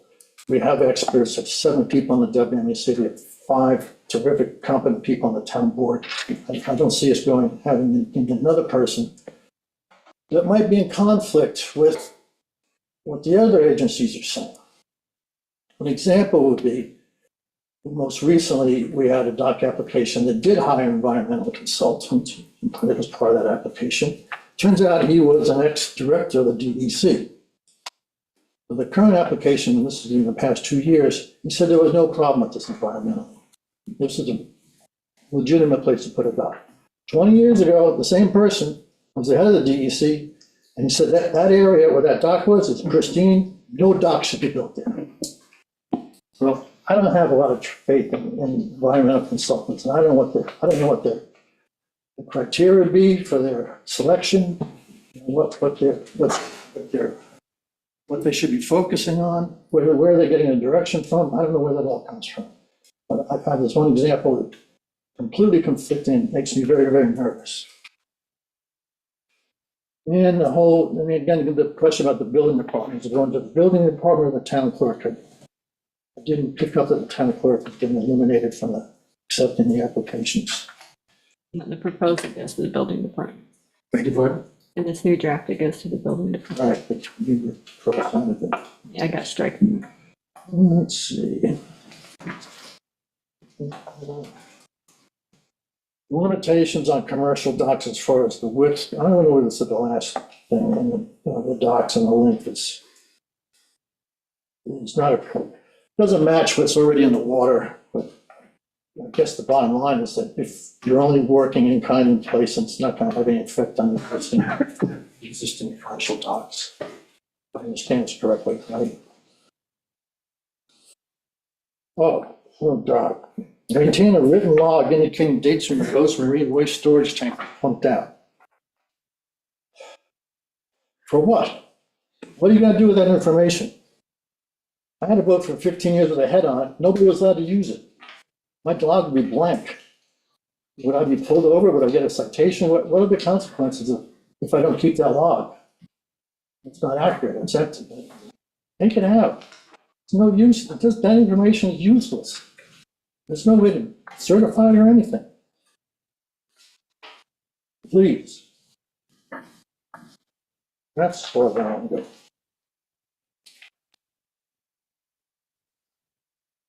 Thank you for your time. Thank you, John. Good evening. Susan Binder?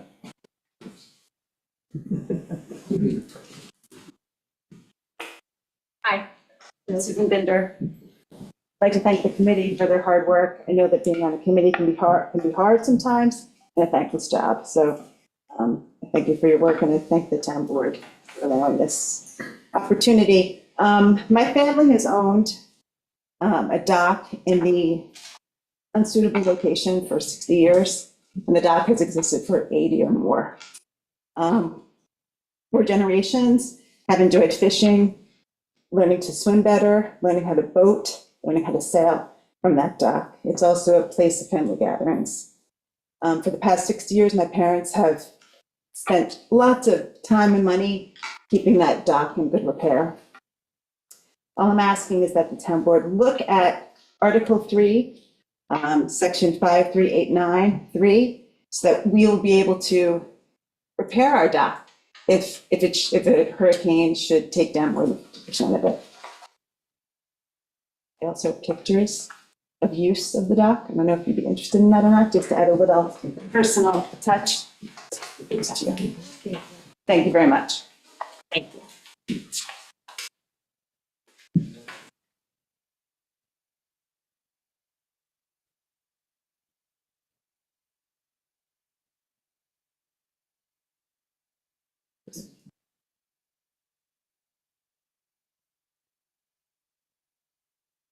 Next, we have, and I'm having trouble reading this, Brian Sweeney, okay. Everybody has trouble reading it. So do I. I'm going to shorten this up a lot. I think I agree with everything everybody said so far. I live on 15 East Brander Parkway. I have a dock. And when I bought the property, bought it because it had that dock. It's about 165 feet long. And what bothers me is that now in the code, that if that dock is damaged more than 50%, there may be a chance you won't give me another dock. There may be a chance, there's a really good chance you're not going to give me the same dock.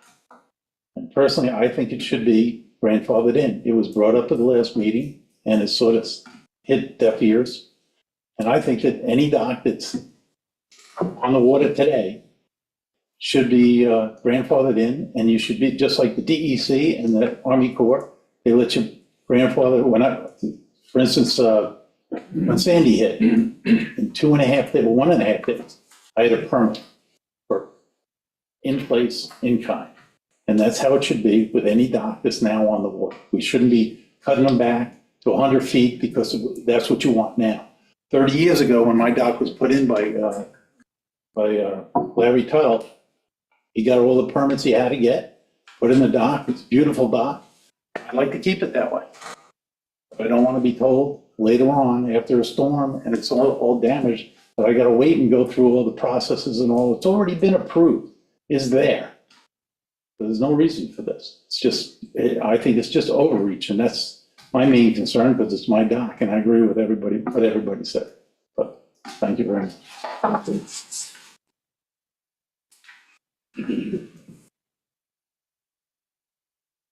Tom Cronin? Yeah. What I read, the pump out, was regarding people living on the boat. That's how I read it. That's another section. This shortened up too. I have nothing in this at all. I don't have a dock, not running for office. Just to break the tension a little bit. So I hope you all read the existing dock law, because the existing dock law is not really that bad. It just needs some updating and some tweaking, as everyone has already said. The whole new proposed dock law, in my opinion, is really a waste of your time. It has been chewing up a lot of time. Town board should not have asked a volunteer committee to draft town legislation. That is not, in my opinion, the job for our committees, and for good reason, as you see how far-reaching an anti-dock law this really is. It is obvious that the two people that are behind the push are forcing an agenda, an anti-dock agenda, another term you've heard numerous times. Remember, it was said this had unanimous backing from the WMAC, but that was proven wrong as well. The WMAC never voted on the entire law. The taxpayers showed up in force and denounced this law, but it's apparent the board is still considering moving forward with some of this. The board needs to stand up to the taxpayer, shut this law down, go back to the existing law, in my opinion. The board should tweak our existing law, not replace it by the one drafted by these two men with their agenda. The new law Please keep it to just the legislation and not the people. I can't do that. I'll explain why. My next topic, and if you want to stop me, please, by all means, stop me. This new law is discriminatory and overreaching, and inevitably will cost the taxpayers more money in lawsuits to fight a law that we already know is no good. This town is already in at least 3 lawsuits. Enough's enough.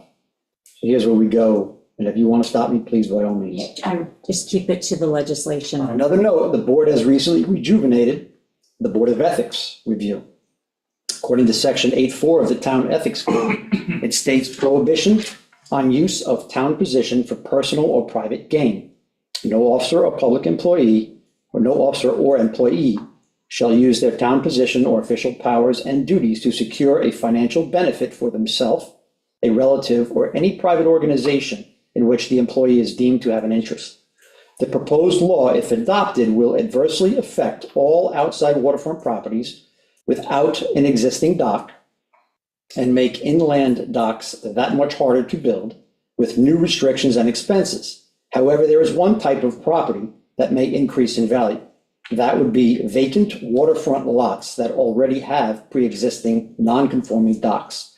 By today's law, you can't build a dock on vacant property. There are only a few of these lots on Shelter Island, and one of them is owned by an author of this law. Do I think this is the reason the WMAC created this law? No, I don't. But that being said, it does appear as if the author of this law could gain a financial benefit, as those few properties could have an increased value, while all other affected properties could potentially go down in value. It definitely warrants the Board of Ethics to review the issue, and in my mind, negates the validity of this proposed law. Maybe this ridiculous law should call for the removal of non-conforming docks on vacant land. Instead of worrying about the scenic vistas as proposed in 5317D, maybe the law could do something that matters, such as addressing those who live on a mooring. Those living on a boat at a dock must show proof, potentially show proof that the boat was pumped out. And if you live on a boat on a mooring, you don't have to show that proof. Interesting omission, as I believe one of the members of the WMAC who worked on the legislation has lived aboard a boat during summer months for quite some time. Yet another problem with this proposed flawed law. Finally, what is the dire need that we must have the words supermajority in the dock law? Unless I'm wrong, this shows up no place else in our code. It's been said that this has to be rushed because the moratorium is in effect and about to expire again. How did the pyramid law work out for you guys when it was railroaded through? Save face, throw this out, fix the existing law, please, with all due respect. You must listen to be a good leader. Thank you. Thank you. Thank you. Ingrid Fagan?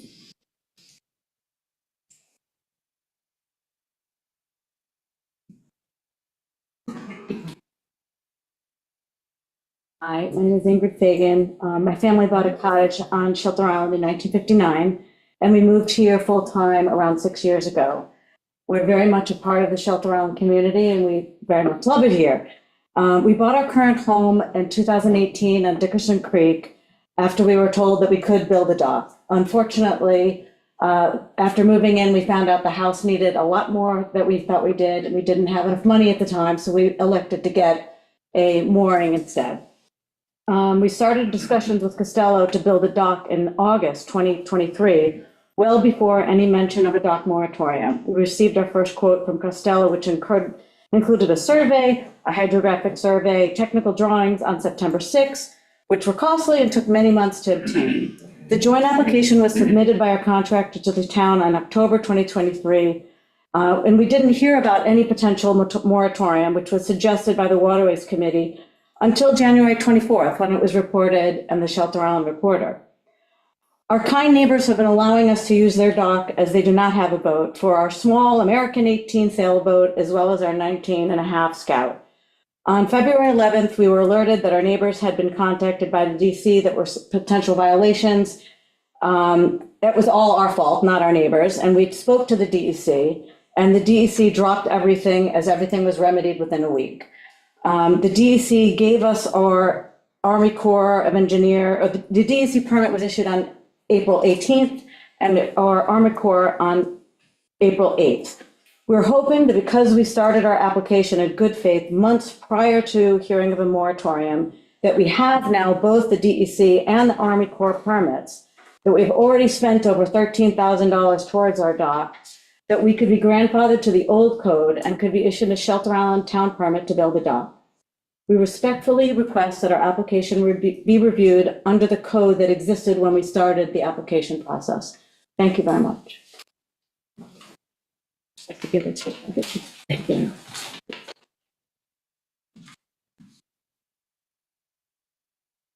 Dan Nano? Saying that one.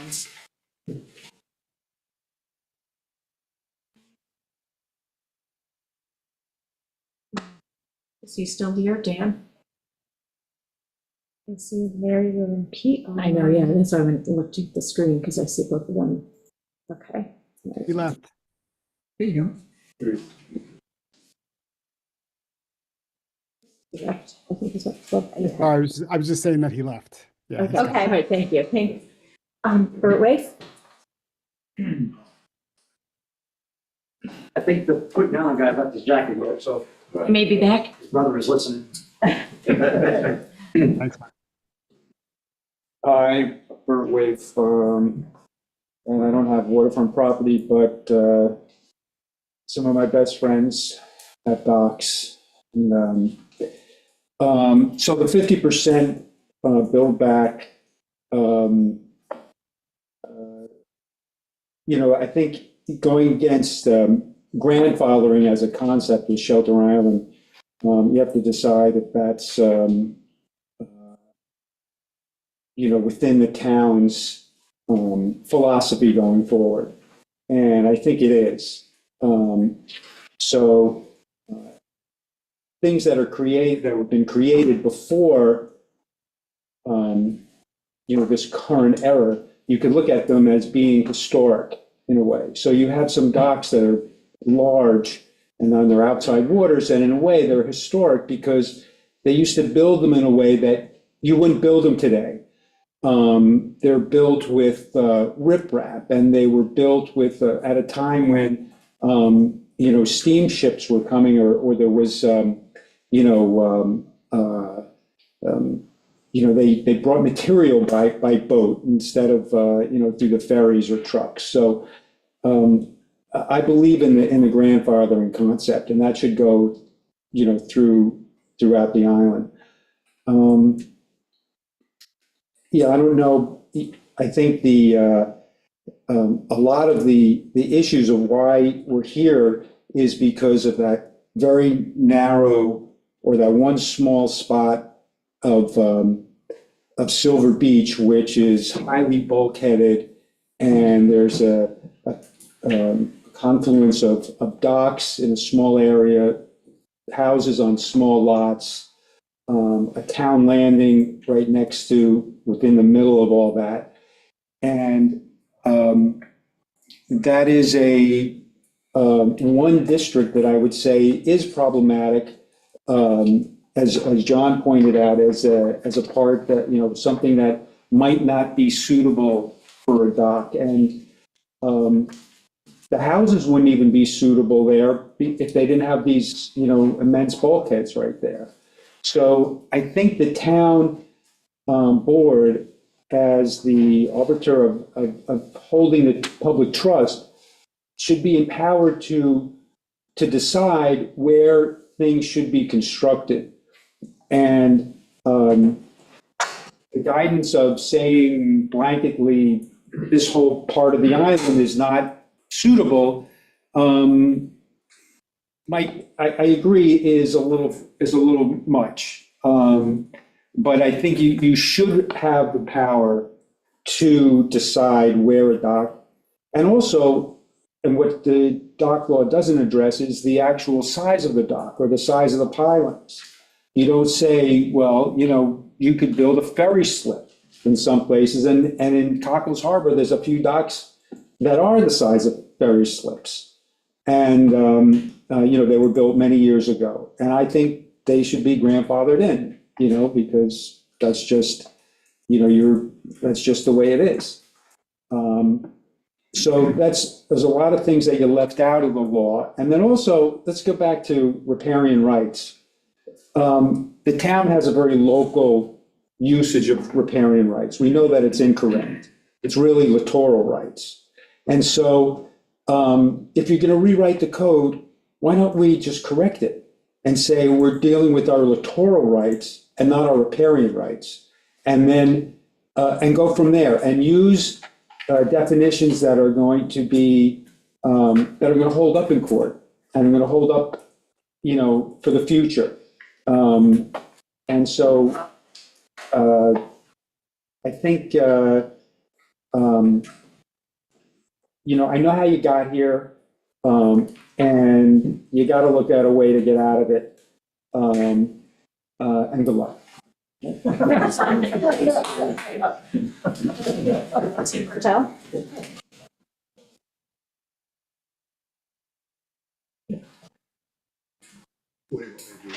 This or just comment? Whatever you want. Yeah, whatever. We have a couple of comments. One is, there were many comments about the unsuitability component that has been inserted, that people have objections to. I just want to bring up several years ago, a dock was built. First of all, I just should add something. I live on, I co-own waterfront property on 8 Bluff Avenue. I co-own this property with my niece. It has a bluff and it has a beach. We've owned this property for about 70 years. And it faces Shelter Island Sound. I know those waters very, very well. Several years ago, a dock was approved in the vicinity of our beach. And at the time, the WMC voted 4-2 in favor of the dock, 2 voted against it. They felt it was an unsuitable location because of wave action.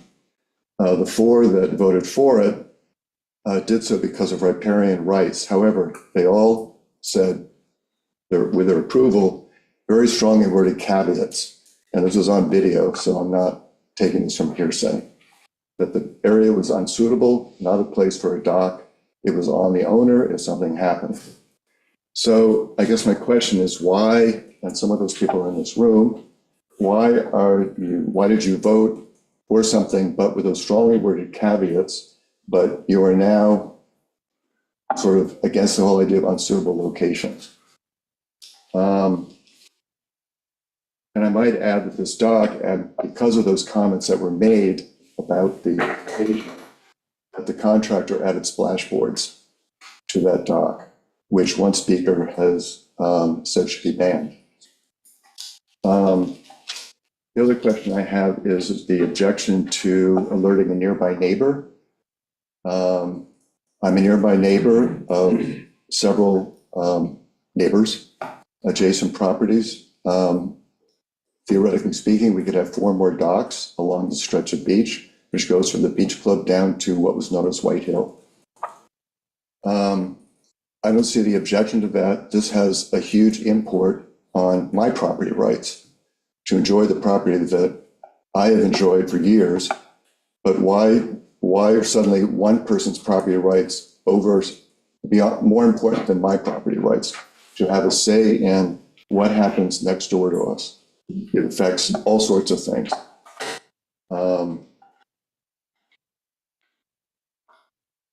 So in essence, I actually support the waivers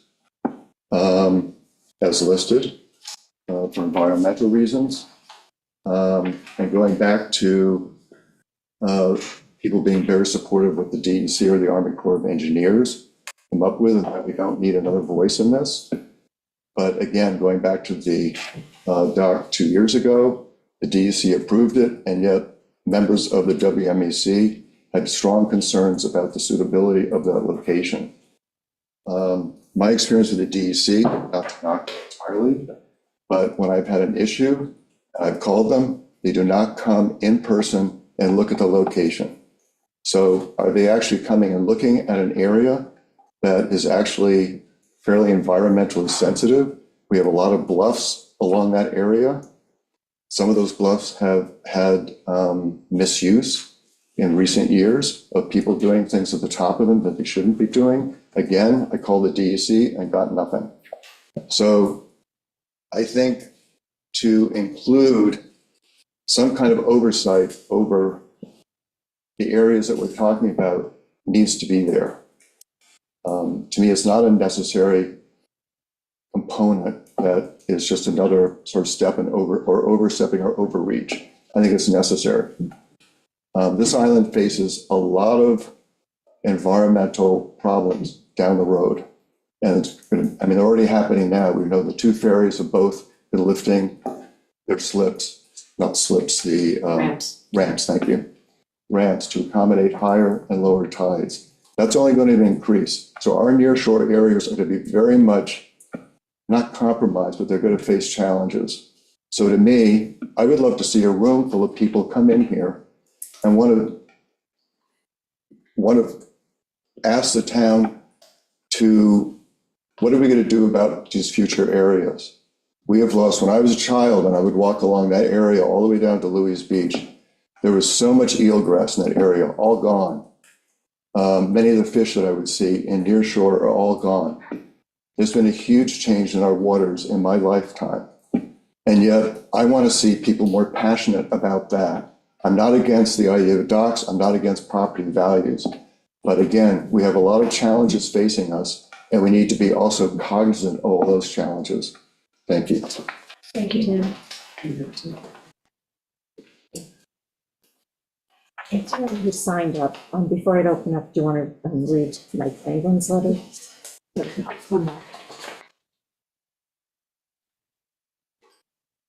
My name is Michael England, a 50-year taxpayer of Shelter Island and former member of the Waterways Committee for 25 years.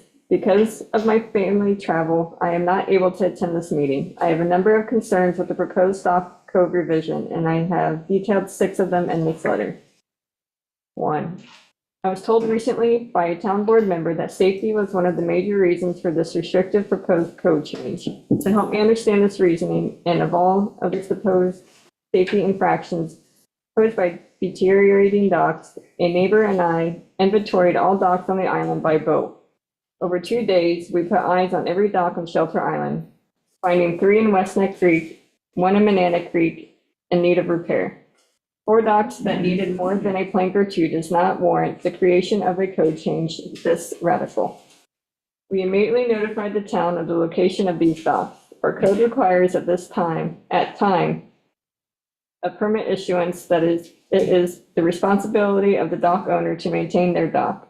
Our visual inspection of hundreds of docks show that dock maintenance has been taken to heart by the overwhelming majority of Shelter Island dock owners. So I respectfully submit that safety is not a reason to change existing code and restrict docks on Shelter Island. I have attached to this letter a census of docks on Shelter Island. A recent handout count shows that there are 431 private docks, 13 commercial docks, and 7 town docks, totaling 451 docks. Number 2, the term unusual features has no definition contained in section 53-5, page 7 of the revised code. Surveys are expensive, time-consuming, and a necessary requirement for a dock permit. Our dock permit process is part of a joint application procedure between the DEC, Army Corps of Engineers, and the New York State Department of State. This new unusual features requirement that is not defined would potentially necessitate a resurvey and thus a resubmittal to DEC and Army Corps. That is a waste of time, resources, and a covert way to stop any dock approval. 3, a problematic issue contained in the current dock code, section 53-11B, page 11, has not been rectified. Revised section 53-8B, page number 10, calls for dock position does not intrude on neighboring lots equivalent rights to current or future chapter complaint dock location. How is the new applicant privy to future changes in regulations? People base their decisions on town code and existence, not on potential future changes. To help me understand, I don't have a crystal ball. How can the town expect to evaluate an application on that basis? This future clause should be eliminated. Keeping it in the revised code seems to be another arbitrary reason to try to restrict docks. 4, the proposal in this code change adds the expanded level of the town government by the addition of a newly appointed town's environmental analyst review process.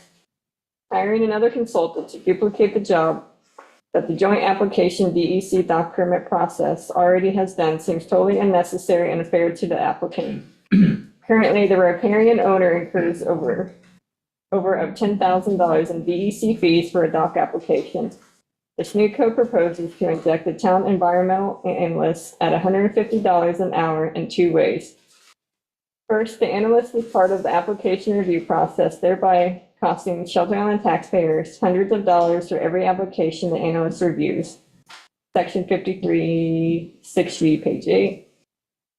Second, the environmental analyst has been included in the waiver process, section 53-13, page 13. But this time cost is to be borne by the applicant to the tune of $150 an hour. To say that is an outrageous double dip of taxpayer and applicant money is an understatement. Again, this revised code is rigged against dock applicants. 5, the concept of scenic vista as a criteria for the town to impose restrictions on docks, section 53, page 14. Differs from person to person and cannot be quantified. Scenic vista does not appear anywhere in our current code as a determining factor in the permit applications. After talking with heads of some of our town advisory committees, I was told none of them ever experienced scenic vista as a qualifier in the permit process. This is an island, and it is reasonable to expect to see a dock extending from the shoreline. Are we disregarding the scenic vista property owner himself again and eroding their rights to a riparian dock? Enjoying looking at their vessel, their children fishing or swimming. This is the historic value of the dock's owner's scenic vista. The determination of what is or not a scenic vista is purely subjective and personal. Again, another way this revised code is rigged against docks. Thank you for considering this input, Michael England. All right, so is there anyone else in the audience who hasn't spoken yet, in the physical audience who hasn't spoken, who wishes to? And I'll go to the Zoom audience. Angelo, you have your hand up.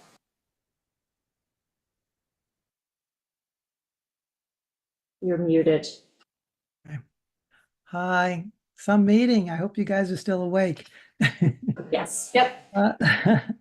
I have a couple of questions. Where it says about the commercial docks, it says, gives it the definition that a commercial dock is only allowed in B zone. But what about commercial docks that are already existing in residential zones? There's no definition for that. Correct. Is that correct, or did I miss something? I'm pretty sure that is correct. No, that's correct. Okay. Another question I have is why is this in the proposed legislation that someone has to be a resident for a year before they can apply for a dock?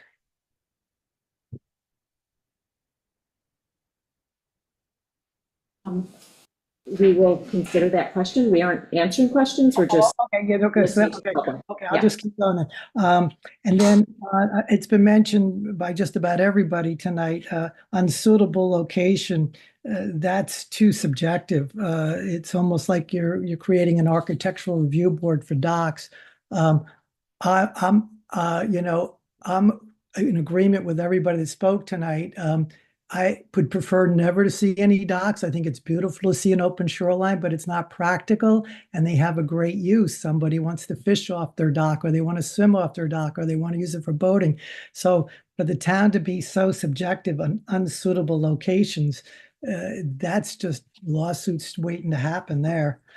And then another question I have that I want to know is can the town show proof to us that they have actual jurisdiction over the state-owned underwater land on the outside parts of Shelter Island? We all know that the town has the creeks and harbors from the 1919 court decision on the Nichols patent, but I don't see any proof that you folks really have jurisdiction over the outside water, maybe the water, the surface water, but not the land under the water where the docks are being placed. So do you have any information on that? Again, we'll take that up when we take this back to work session. Okay, great. And that's it. I'll let you all go home now. Thanks for listening. I think we're not done. Thank you. Anyone else in the Zoom audience? Yeah, I'd like to speak. Sorry, I looked for the raise my hand and I couldn't find it. That's good. Thank you for your patience, a long night, it seems like, and appreciate your hard work. My family has owned property for about 60 years. My sister spoke earlier, Susan Binder. And I just wanted to express the love my family has for Shelter Island and that property. It is the locus of our lives. And that dock has been part of that and will remain a part of that for generations to come, as my parents have done a great thing and made sure of that. I was able to read the law today, and the unsuitable locations issues brought up by some folks who really have done awesome work. And I'm always so impressed by people who spend their time really digging into these things and helping the rest of us out. I don't love the idea of being called an unsuitable location.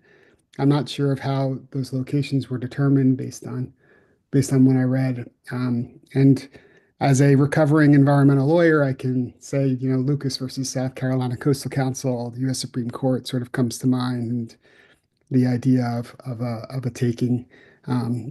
Should there be a large storm that would take out 51%, it seems like this law is written that there would be no ability for our family to reinvest in the property just based on how it is today.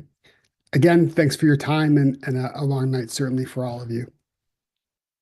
Thank you. Anyone else in Zoom? Yes, I'd like to say something if I could, please. Okay. Suzanne Sarka. Go ahead. I don't know if you can see me. I don't see myself, so a little frightening to see what I look like. But here, start my video. There we go. Thank you. I'm obviously not in California at the Golden Gate Bridge. Sorry, this is my work background. Well, first of all, this is the second meeting that I participated in. I probably am not the most educated in the room on this, such as someone like Al, Brian, and who obviously have digested this multiple times. And I first want to thank everybody for their interest in the fact that the town comes together to try to resolve these differences. And as a kind of what I would consider an outsider looking in, since I'm not as well versed, I still am having a hard time understanding kind of what was the genesis for this. And I wish that somebody would take me aside and give me maybe that background, because I feel like this is a lot of work. I have to imagine this has cost a lot of hours of somebody's time and somebody's dime to produce.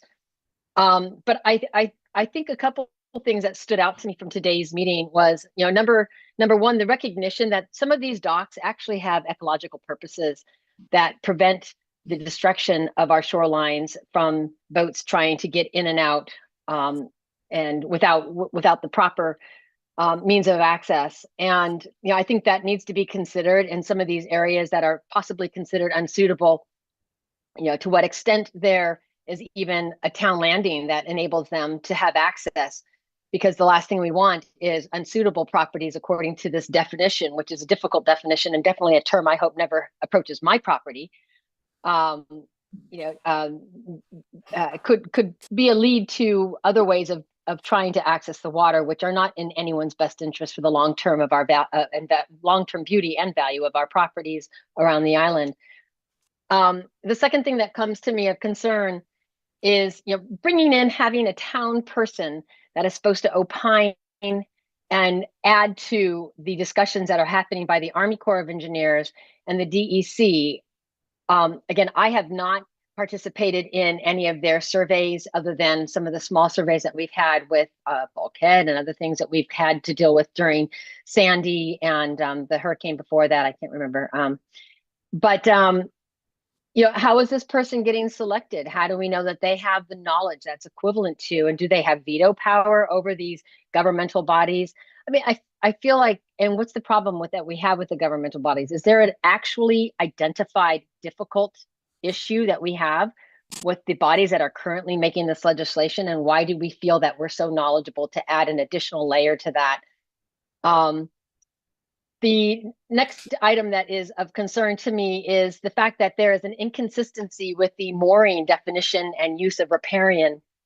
And in fact, an entire document that oversees moorings that is not consistent, that now we have brought forth this next version of docks legislation that's not consistent with the mooring legislation. And as an owner with a dock that has very strong interest in protecting my riparian rights, having that left out as it pertains to my dock versus my mooring seems very inconsistent in a negative way. I think that one of the things that we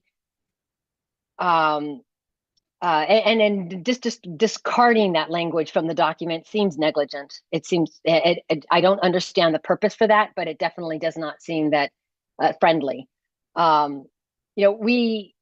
We have a long history with our dock. I said this in the last meeting. It is a special part of our family. It's a special part of our life. And I think one of the things that I didn't add is that our children were baptized on that dock maybe I did mention that. But we bought the property. We paid a premium for the property because of the dock. I mean, it's not like this just happened to be something that was gifted to us. And we respect it and we take care of it to the greatest extent we can. And putting obstacles in the process for that is very concerning as a property owner who wants to maintain my property to its best degree. And finally, the last item that I'll bring up that actually my husband pointed out in 53(7)L, upon the transfer of any property improved with a dock, the certificate of compliance shall be updated to include the new owner's name, and either an inspection shall be conducted by the dock inspector to ensure that the subject dock is in good repair, or a written certification from a licensed dock controller, don't know who that is, shall be provided in confirming same. So are we now inhibiting the sale of a piece of property based on a somewhat ambiguously pending dock contractor who is going to, at some point in the future, but I don't know if that's within 2 months or 2 years, come and opine as to whether our property's dock warrants a certificate? That is now, do people really know this? Is the entire community of brokers out there aware of what is pending on the possible liquidity and transfer of sale for for properties? This seems, I don't know where that came from, but boy, that seems questionable. So, I have not taken the fine pen to this. I promised Al I would sit down and a couple others with this. I'm trying to get through it all, but there's so much that's been now scratched out to put into another document that I guess I have to go find.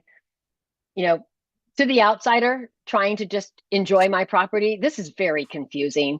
And I read documents for a living for very difficult transactions and projects. I find this confusing. And I find that dealing with this, I want the best for my community, but I don't own a house on Shelter Island because I want to have a political negotiation with the best interests of whether or not I can function and manage my property in good use and best interests. I didn't come to Shelter Island because I want to take advantage of the system or destroy ecological systems. I came there because I want to protect them. And I think what you're doing here is over legislating and tying my hands in a way that makes me feel very unhappy about the situation. And I don't think this has been thoughtfully done. I would like somebody to just sit down and tell me what was wrong with the first one, and then let's look at the first one and make some changes to it. But this has become an abominable document. And I can't even follow online its progress through the 12 different documents that are there that are each numerous pages and have strike-throughs. So, coming in maybe late in the game, and I apologize, but we all have lives, and I have a parent on the other side of the country who's dying right now. I don't know where to start. I'm really a little befuddled here. And so I appreciate everyone's time. I think that the people who have stood up today have helped me really understand a lot of things I otherwise didn't. But I really feel like there's a lot of dark holes in my understanding. And I would not feel good with this getting put through in any type of legislation at this point in time. I'm happy to come in and sit down with a group if you want to invite that and go through the fine print of this document and really what's legislatively and who's crafting this, why. So anyways, that's enough. Said my piece. Thank you for your time. I appreciate it. Thank you. Anyone else on Zoom who hasn't spoken yet?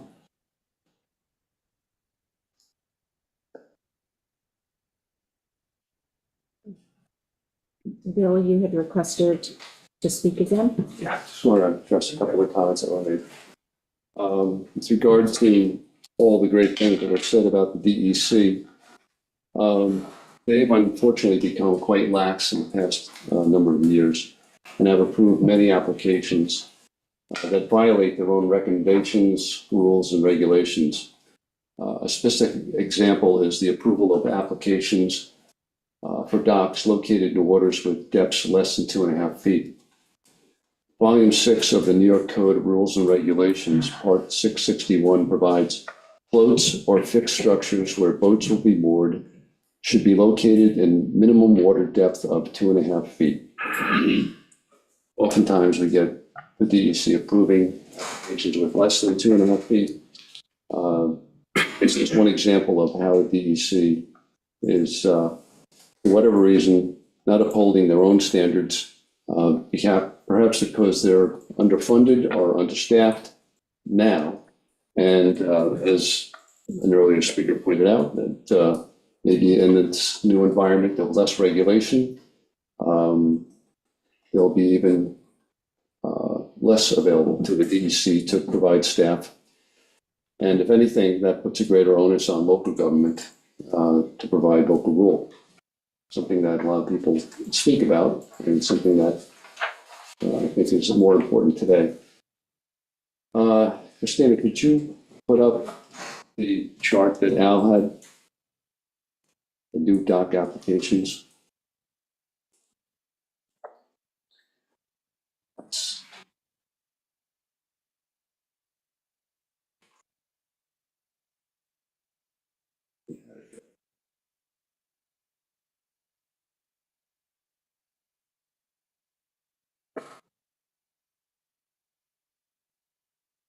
Yeah, that's it. So that's fairly accurate.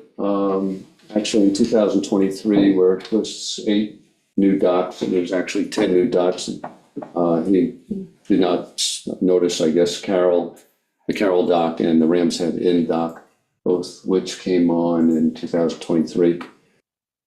So actually 10 docks, 20 docks in total. This chart, even on its face, without the additional 2 docks in 2023, I think provides a good example of just how much increase there has been in the number of docks since 2019. We go from 2 to 10. This chart asks, where is the problem that has led to the new 16-page proposed regulation? The problem, which was identified at the outset of this process and pointed out numerous times during the process, is that applications during the 5-year period from 2019 to 2023 went from 8 in 2019 to 18 in 2023. In 2019, 6 of the 8 sought variances to what we have in the code. Clearly, the code was not sufficient. In 2023, 13 of the 18 sought variances from the code. Another 4 sought arrangements that were not even foreseen by the code.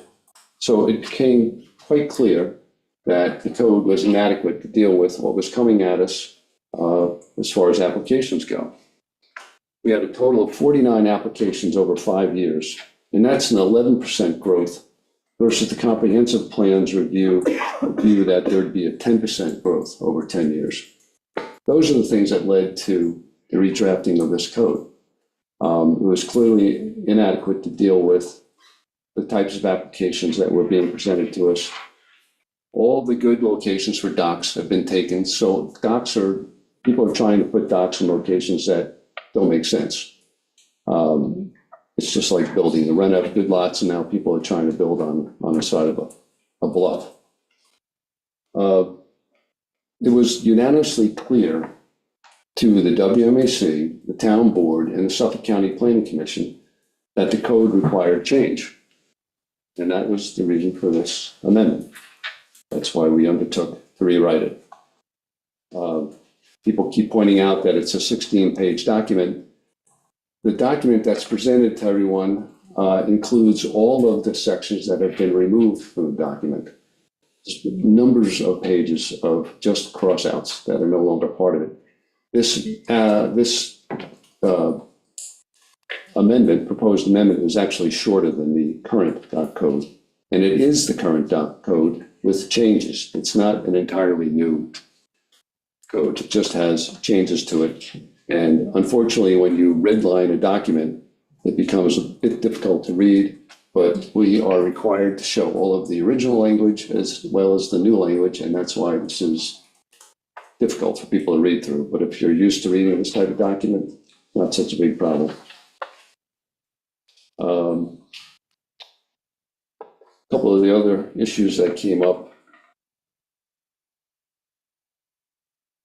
One of the other speakers talked about how this is a taking of property without due process. The process has not changed at all. The process is the same process that has existed in the past. An application comes in, it goes to the WMAC, it gets reviewed. WMAC makes a non-binding recommendation to the town board. WMAC is only advisory. So it goes to the town board for their decision. That's the same process that existed previously that is foreseen under this amendment. There's no taking under any of this, since the land where the dock is built does not belong to the person. It belongs to the town. There was some discussion about the 50% rule, which was 30% as far as the amount of dock being destroyed and whether it could be rebuilt. In the current code, it says 30% of the entire dock. In the amendment, it says 50% of the supporting structures of the dock. It doesn't include all the surface area and the planks of the dock. 50% of the supporting structures is actually less than 30% of the entire dock. Let's see.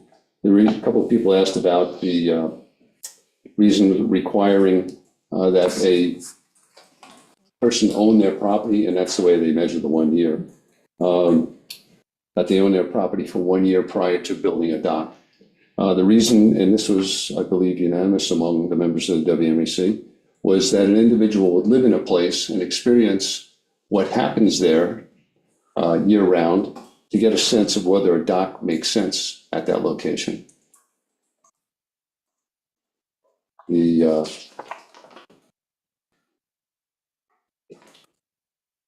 reference to ethics issues, as far as the no longer permitting docks to be built on vacant land, that was requested of me by another individual who actually asked to remain anonymous. If I was forced to, I would mention the name, but they asked to be anonymous. They used to work within the town. They pointed out that it was a mistake, it's an error that the code does not prohibit docks to be built on vacant land. I actually recused, I did not vote on that because I clearly felt it was a good idea to build on vacant land. James Eklund was the only other member who agreed with me, but the majority decided that vacant land should not be able to have a dock built on it, and that's why that was included.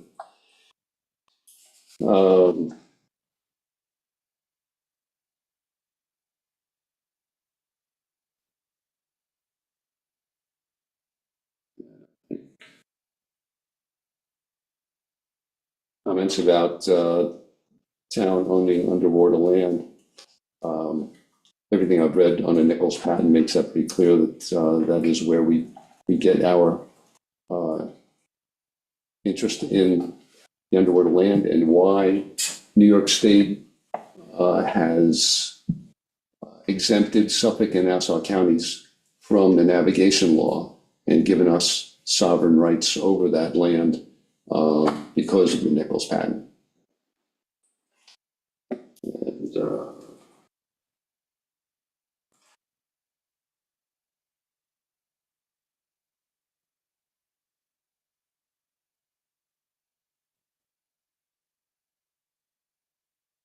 in a letter that was read tonight, it was said that our current code could be more strictly adhered to and tweaked as necessary to continue to be both fair to the public and waterfront area and property owners. One of the primary reasons for the amendment of this chapter 53 is because so many provisions of the current code are vague and ambiguous, and we leave it subject to interpretation and variance requests. All of those granted variances have set precedents and undermine the ability of this code to be properly enforced. It's just another reason why we have to redraft it. So, thank you. Anybody else who wishes to speak?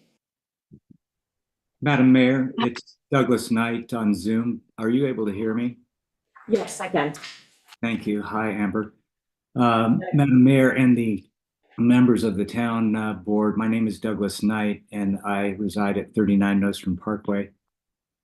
And I've been listening. I don't have any prepared comments for this evening.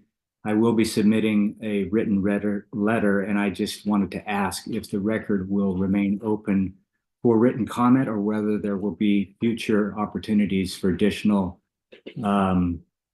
personal testimony, either via Zoom or at another hearing, or is this the final hearing? We will, once we've gotten everyone's comments today, we'll make a determination whether we're going to keep the adjourn or close the hearing. But generally, we do keep the record open for written correspondence for a number of days. Okay, that would be very helpful. I will, in addition to, as I said, providing written testimony, give a brief portion of my testimony via Zoom this evening, and that is that I am absolutely astonished that the prior speaker from the WMAC would describe the application process as being unchanged, especially now when there are so-called nebulous, unsuitable zones that prevent me as a property owner residing within those zones from submitting an application for a dock whatsoever in the future. So that is an effective prohibition on not only the building of a future dock, but even the application. So there's no way that we could ever describe the application process as remaining the same. So that is an egregious overstatement as to what the process will be. Other overstatements I would describe as the generic wording of the qualified, I'll call them criteria for determining what an unsuitable location is. Generic terms such as pristine or potential harm to individuals or inappropriate. And until there is some science-based determination as to what actually qualifies as unsuitable, all of the neighbors within these sections of A, B, and C that are being described as unsuitable will interpret this, rightfully so, as being a taking. We are speaking amongst ourselves now about potential attorney-client relationships that I'll just leave at that. I want to also bring up the earlier description as to what qualifies as a destroyed dock and the increase from 30% to 50%. Quite frankly, there shouldn't be any percentage or determination whatsoever, because what that does is it effectively prevents a property owner who has a current dock from properly rebuilding their dock for use and for safety. So what happens is that under the guise of creating a safer waterway, docks that are then destroyed through the process of what we'll describe as natural climate change then are left as wreckage and skeletal remains of docks that then become effectively what we're trying to prevent, which is they become attractive nuisances that are in fact dangerous for the waterway travel within those waterways that we're trying to protect and make more safe. So I will make more detailed comments via my letter, which I hope will be read into the written record later. At this moment, I'll just yield the floor and remind everybody, as just what was also spoken to tonight, that this is part of the public process, and I really appreciate the opportunity to speak. As a sidebar, I do come to this process very familiar with a prior service of term within the civic sector as a town councilor as well as chair of a planning commission. So I hope these comments are readily received. Thank you. Thank you. Thank you. Anyone else? At the cost of being overstating, it's Suzanne Sarka, 19 East Brander. If I may make one statement. First, the prior gentleman, I did not catch your name. Thank you for your comments. I think that was very well articulated and thoughtful, despite the fact that you propose that you have not fully prepared. I'd like to see your prepared statement. I wanted to comment on the last item that you brought up about the repair of outstanding documents. And I agree that 30% or 50% shouldn't matter. If the dock is destroyed by whether it be a storm or other various forms of climate change, it needs to get fixed. Its deterioration is not just an eyesore, but it's a public hazard as pieces come off and float into the waterways and provide other items of danger. And secondly, to Brian Sweeney's statement, when the property was purchased, it was purchased and taxes paid and assessed over many, many years with that dock in it.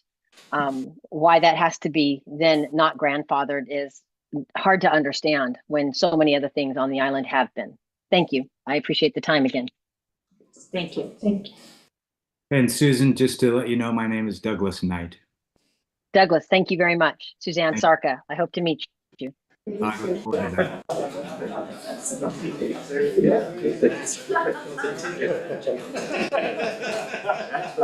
Yeah, exactly.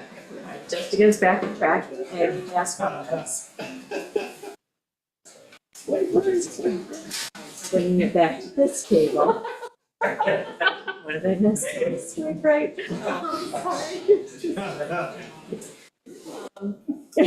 So we're heard. Yeah. So, do you want to close the public hearing? Leave it open? Leave it open for written correspondence?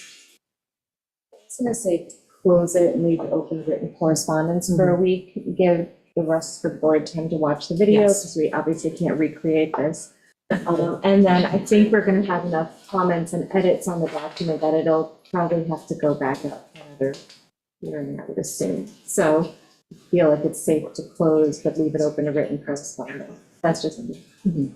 I agree too. Okay.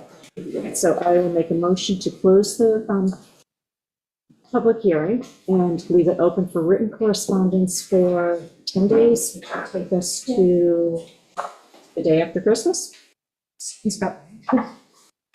You may want to add. Yeah.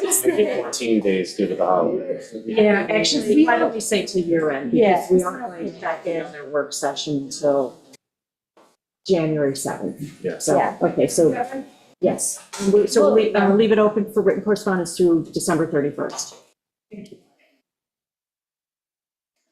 So I made that motion. Second, all in favor? Aye. Hearing is closed. Thank you, everyone. Thank you. Thank you. I have your email. I did. I didn't get his number. It's correspondence, please. Thank you all. Thank you. So the next public hearing, we've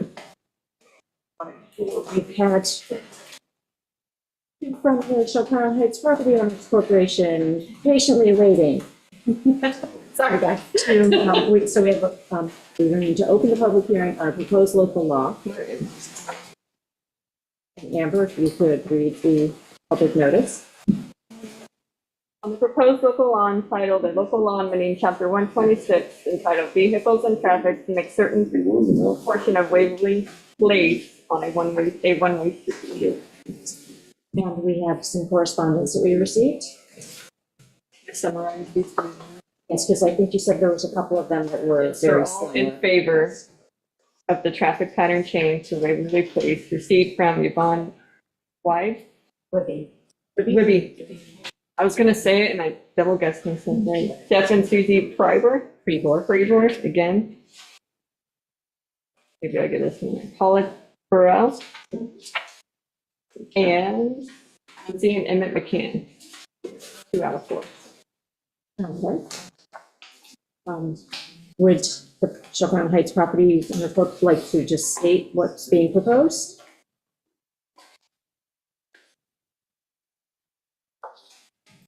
Stella Lagudis from the Chiltern Heights Property Owners Corp. And I had a 4-hour trip from Manhattan out here. This is a long day. But, you know, everyone's been working on a lot of these things, so we have to really give credit to people putting their time into issues like the one we just heard. Anyway, I just wanted to make a few statements. Just by way of background, the Heights owns its own roads. So it's about 7 miles of roads that we own. But we rely on traffic enforcement. We rely on the Shelter Island Police Department. They do a great job. But they can't do that great job unless you codify whatever the regulations are. The Heights over the last couple of years has been going back and forth about this one area, which I'll show you a slide in a moment, the area that we're talking about. Especially Gordon, since you're new to this, you didn't hear my pitch at a work session one day. So I just want to make sure everyone was level set. The proposal is really to make about 210 feet of Waverly Place, lower Waverly Place, one way as opposed to the 2 way it is now. I also want to clarify, because there was an article in the newspaper that listed a whole bunch of roads that were going to be one way. And I just wanted to clarify, it's only one that we're asking for. The others are already in place. So Christina, if we could just bring up that one slide, which is my favorite slide. So just to orient you all, the blue arrows are coming from the first bridge. And for the most part, they're traveling to either the ferry or the yacht club or the lower Heights. Then you have folks who are also traveling from First Bridge in the red that might be going to either the upper Heights or the business district to do whatever they need to do. And then you've got folks who are coming down and going easterly in the yellow. And they might be going to the same places as the people in the blue. But that little purple circle in the middle is really dangerous. And I have to say, because I'm a commuter off island, I am one of those yellow arrows quite often. And I've seen all kinds of possible head-on collisions. I've seen people doing, because they couldn't cut into the line because we had people there. I've seen K-turns and U-turns, and it just gets really ugly. You'll notice that all the roads that are around this area are one-way already. Grand is actually going southbound, and it turns right when you get past Waverly, goes into a two-way. So really the ask is for where that little green triangle is in the middle, which we fondly refer to as Waverly Triangle, is just to make it, get rid of the yellow arrows, not make it possible to go down that way, and to only allow for it to go westerly. Christina, please, the next slide. So you might say, like, why now? I think everyone's probably seen that we've got a lot more traffic on the island in general.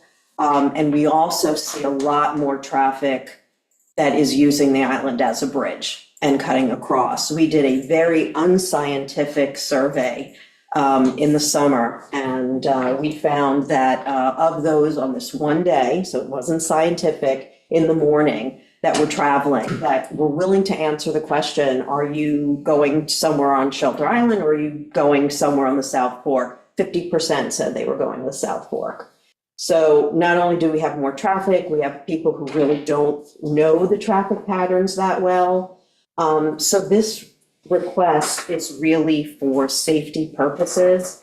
It might be an inconvenience, and frankly, that's what our committees and our boards try to weigh, the inconvenience to some versus the safety issue, and the safety issue won out. So the ask is for you to consider codifying this and allowing us to make the change still when it's not busy, and let people kind of sort of get used to it. And then hopefully by the peak season, we'll be able to make it happen and people will get used to it. So that was just the level set. Thank you. Is there anyone in the physical audience who wishes to speak on this? Evening, John McLack, North Ferry. I just want to add to what Stella said. We've actually, being a manager at North Ferry, I've stood at that triangle directing traffic in busy summer afternoons, and I've witnessed many things. I've almost been hit, run over. People come down that hill fast. They try to cut into the ferry line. On Friday afternoon when I was heading off island to do some shopping, two people I watched in my rearview mirror try to cut in right there at the exact same spot. It's a safety issue in a nuanced way. The people that cut in the line agitate people who are in the line, and we actually watched in the beginning of summer on the Greenport side, someone got cut off on 3rd Street and got out of their car with a crowbar to address the person that cut them off, and so. We don't need these kind of altercations, and we want to try to ease, everybody's commute and stress level. But also for the traffic people that we put there, it's a safety issue for them too. And in general, obviously traffic. I mean, if you've ever been there during a busy time, you've probably seen somebody driving the wrong way down towards the bridge. So for all those different reasons, we definitely support this. Thank you. Anyone else in the physical audience? Anyone on Zoom? Yes. Pam? Oh, sorry. I'm just start with Pam because her hand went up first, and then I'll go to you, Todd. Thanks. Pam? Yeah, hi. I'd just like to say that I really do think this is a great idea. I know that Chief Reed has looked into it as well. And I agree that having it as a two-way the way it is now, it does create a bottleneck there for really visitors who don't know better. That's not how you get onto the ferry line. I think it'll certainly ease the congestion and the confusion at that intersection. And it does seem to be a wise and safe decision to make it a one-way going westerly instead of letting that easterly traffic continue.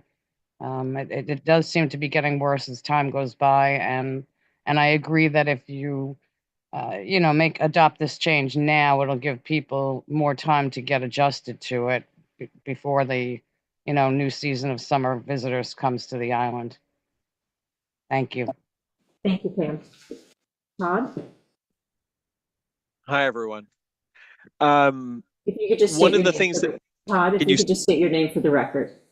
sure. My name is Todd Kreiselman. I have a house at 7 Locust Avenue, and there has been a discussion among some of the people who are around Chase Creek who are just trying to understand if this would change the traffic pattern in any way. Like, will it make people queue up across the street on Locust? I think that's the main question that some of the neighbors around me have asked.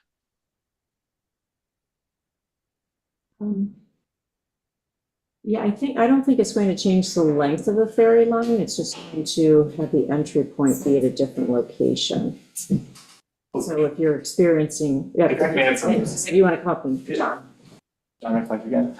Technically, there's no entry to the ferry line allowed from that intersection. It's already signed. No merger with ferry line at that intersection. So and as far as the ferry line is concerned, it shouldn't change the ferry line at all. And one additional point I actually just thought of. During some points of peak traffic in the summer, the police actually closed that road off, and it made for a much smoother afternoon. Right. So it's kind of been tested in those ways. Good. Thank you. Thank you. Hi, can anyone hear me? Yes, Paula. Hi, my name is Paula Tancock Burrell.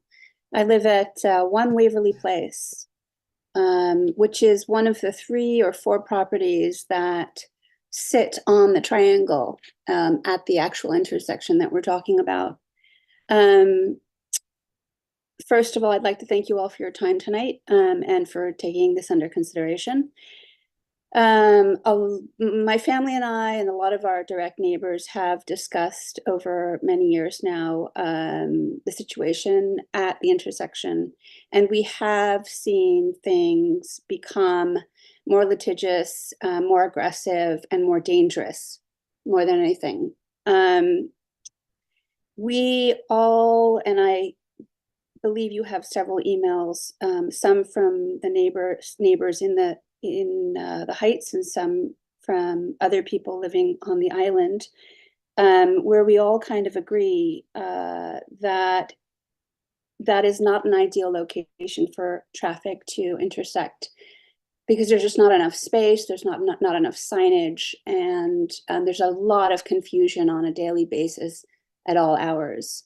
I sent in an email with some of the issues that we all have witnessed frequently over the last few high season summers, but also in the off season, where, for instance, drivers will make a right onto the lower Waverly Place at high speeds and then continue onto Clinton Avenue without slowing down in an attempt to make the ferry. You see this primarily late at night, when drivers assume there won't be anyone walking on the road or anything. And, a lot of us are walking our dogs or are coming home from one place to another. So it's often the case where, we have to lift our phones up at night so they can make sure they can see us. And I don't think these are local drivers. I think these are people coming through the island, or perhaps commercial drivers. The trucks are definitely a really big issue, coming around both those at both ends of that intersection, coming up Route 114 and then coming down Waverly Place. Quite often they don't slow down enough, and we all feel the rumble and the jumble as they come by. Drivers sometimes drive down Waverly Place and then make a right onto Route 114, which is against the one-way signage. Sometimes they do it unintentionally, and people are waving their arms and honking their horns to try and stop them or turn them around. And other times you see people do it intentionally, and they're driving down that road and they're making a 3-point turn and they're joining the ferry line. Sometimes we see drivers come down Clinton Avenue on Route 114 as far back as the Yacht Club not knowing that this is a one-way road. And so neighbors along that section of Clinton Avenue have to, wave their arms or do whatever they can to try and stop a dangerous situation. Drivers also will attempt to cut into the ferry line at the intersection. Last summer was particularly difficult to watch when we had several North Ferry employees standing there, maybe one, maybe two, for long hours at a time. And voices were loud and people were frustrated and it got aggressive. And there were often times when the North Ferry employees would ask a driver to slow down or stop, and they would be ignored. So, it's not a wonderful situation for anyone to have to deal with. And, thinking about it in terms of resources, having two North Ferry employees and perhaps police, whoever's standing there, if we can somehow come up with a way to prevent that waste in resources, I think it's worth the conversation. And lastly, drivers sometimes make illegal U-turns anywhere along that intersection. May it be on Waverly, may it be on Clinton, may it be into someone's driveway as they're coming out. So it's dangerous for the residents directly in the area. It's dangerous for visitors who are walking down the road or walking up the road as these cars are coming around the bend without slowing down. And it's dangerous for the actual drivers because there's so many instances when there are head-on collisions or potential head-on collisions, because if you go back to that diagram with the arrows, they're crossing over each other. And there's no stop signs involved, not really. So to us, it sort of seems like a no-brainer for the safety of our community and for the visitors, for our North Ferry employees. I know I'm not alone in requesting that this change be approved and as soon as possible. Thank you very much for your time. Great, thank you. Thank you. Anyone else?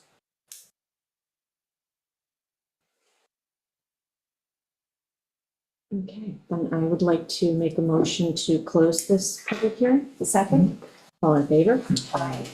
Just to let you know, Stella, when we spoke, I was saying that our next town board meeting would be end of January, but we do have a special meeting tomorrow.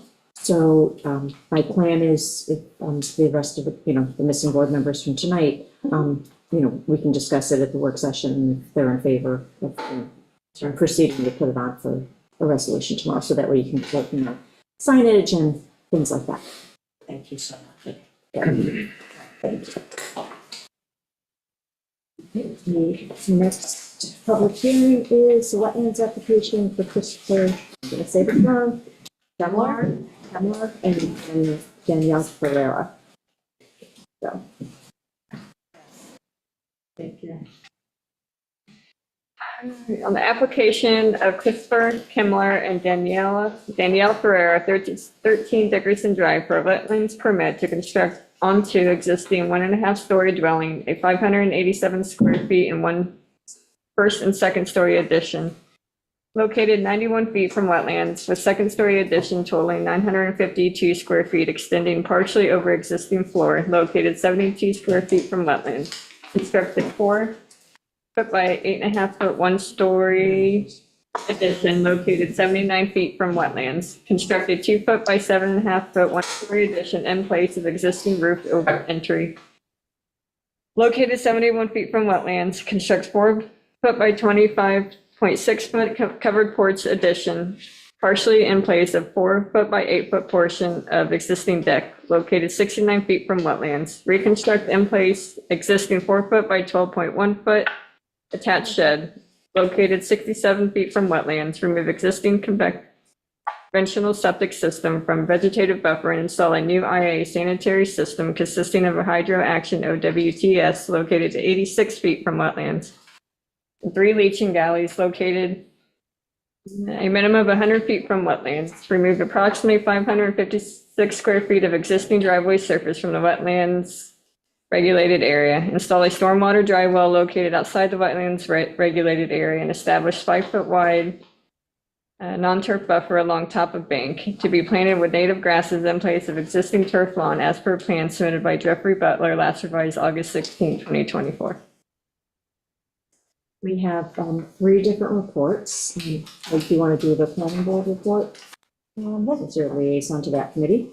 Yep, I can do that.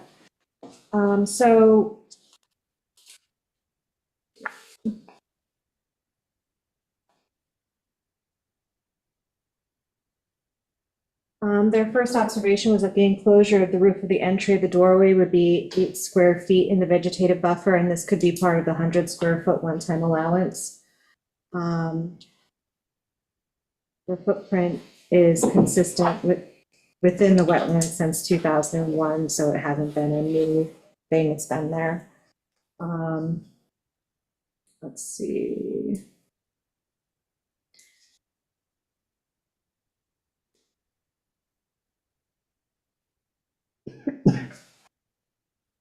They did recommend making a well water draw with a variable speed pump.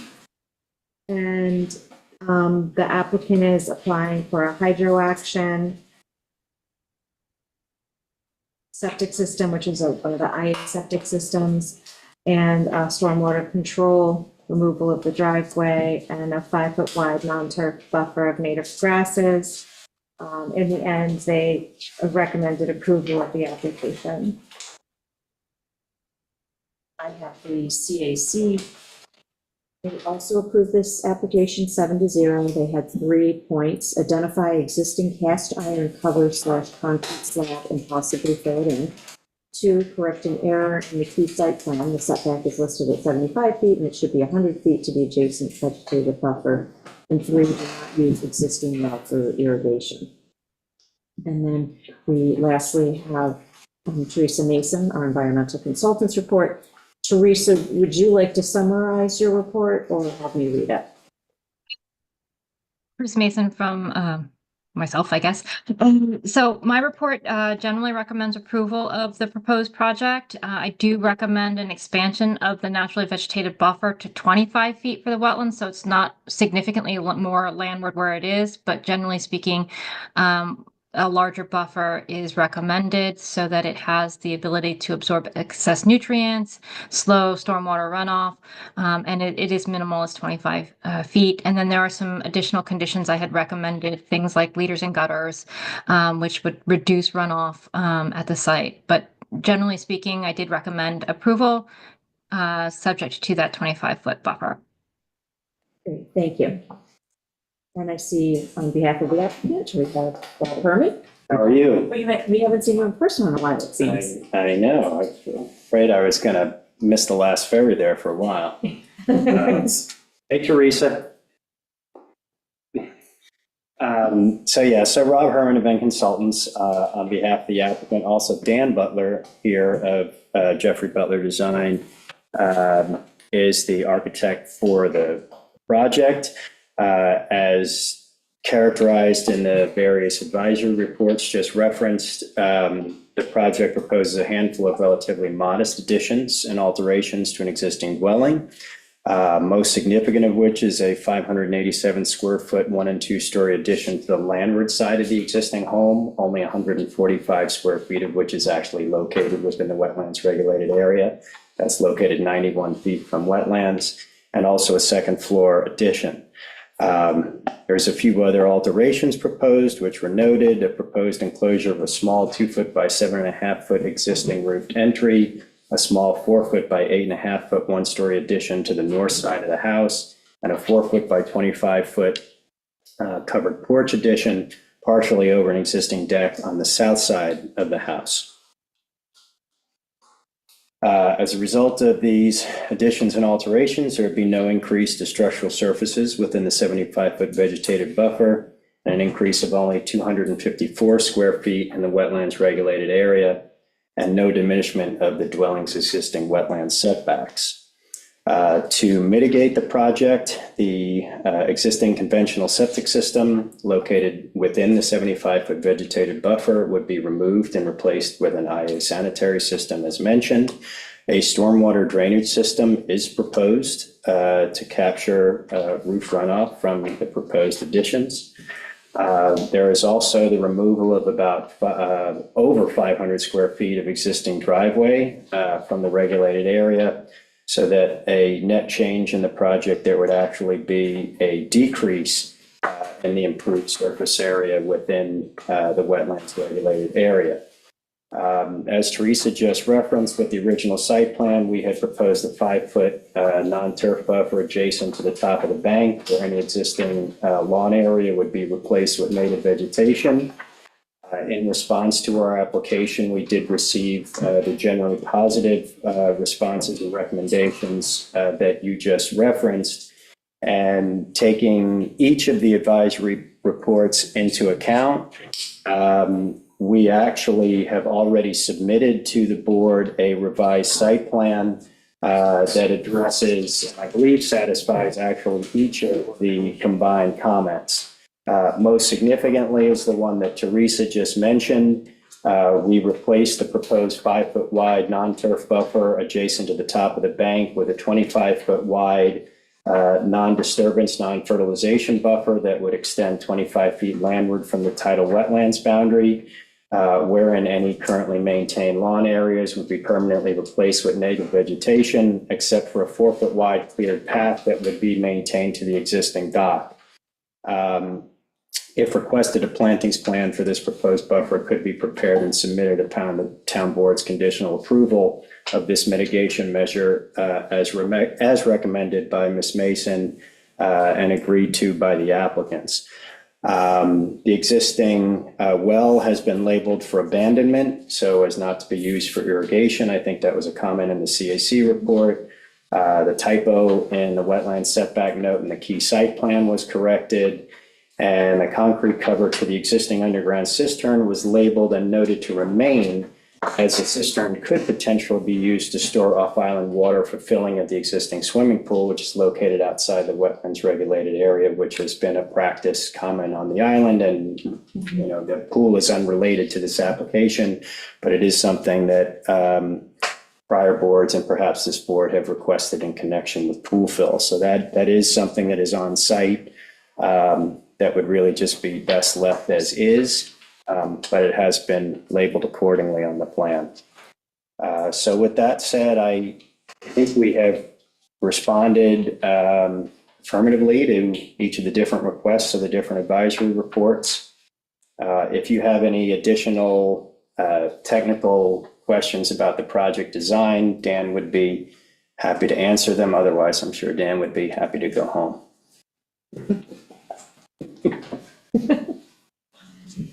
Just the IA system, Yes.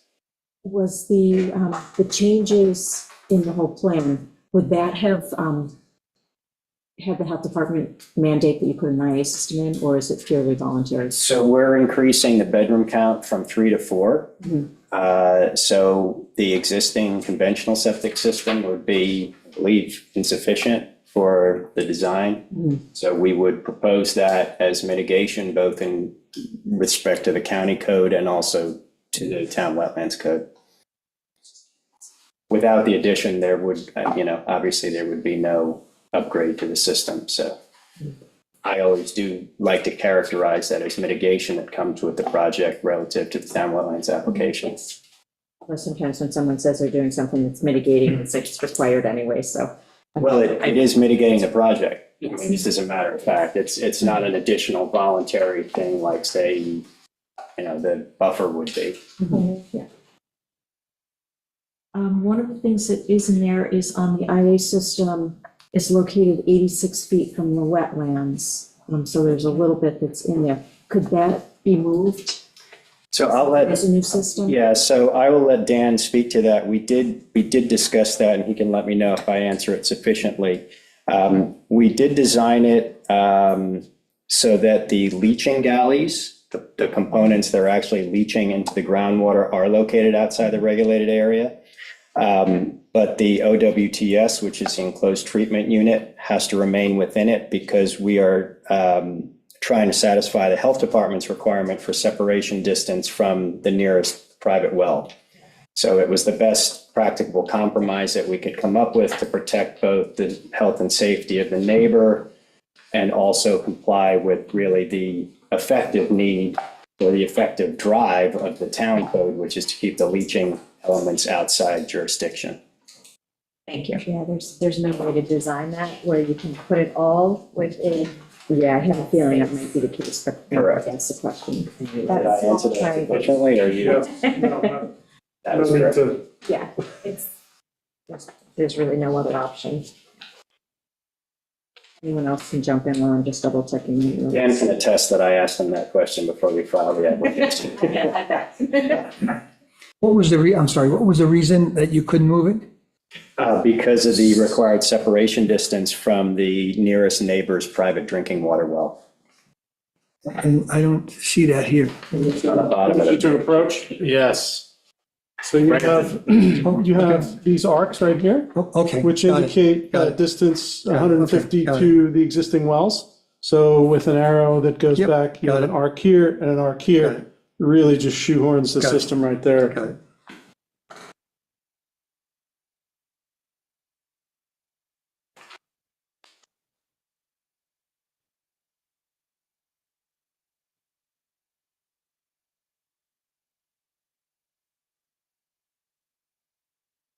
Does anyone at the table have any other questions?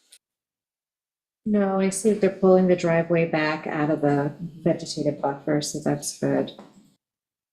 It's also keeping it away from the septic system, so you don't need a covenant, so that's handy. Got dry wells. No, I don't have any. Then I will open it up to the public. Anyone on Zoom?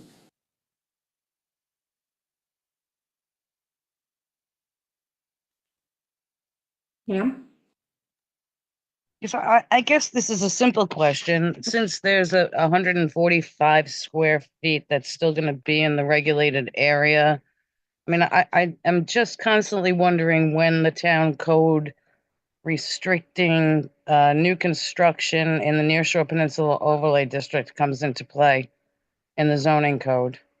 It seems like every time we do a wetlands application and there's new construction in this area, the ZBA is not contacted, it's not taken into any consideration, and I find it baffling.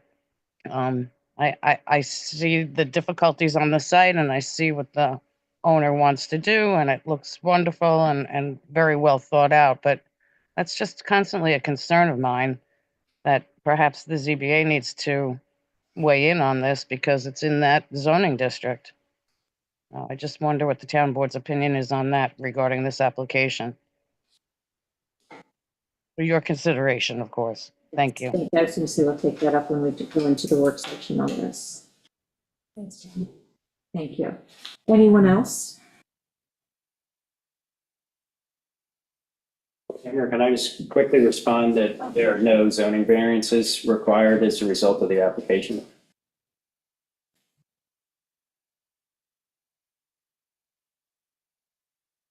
So you said that you've got some revisions to the plan that you're going to submit? Or? No, those have been They submitted have to been you. submitted, okay. So the plan that was last dated, there you go, December 10th. I think, Amber, we gave you hard copies, right? Yeah. So the changes that I described, they are itemized, items 1 through 4 in my cover letter dated December 12th.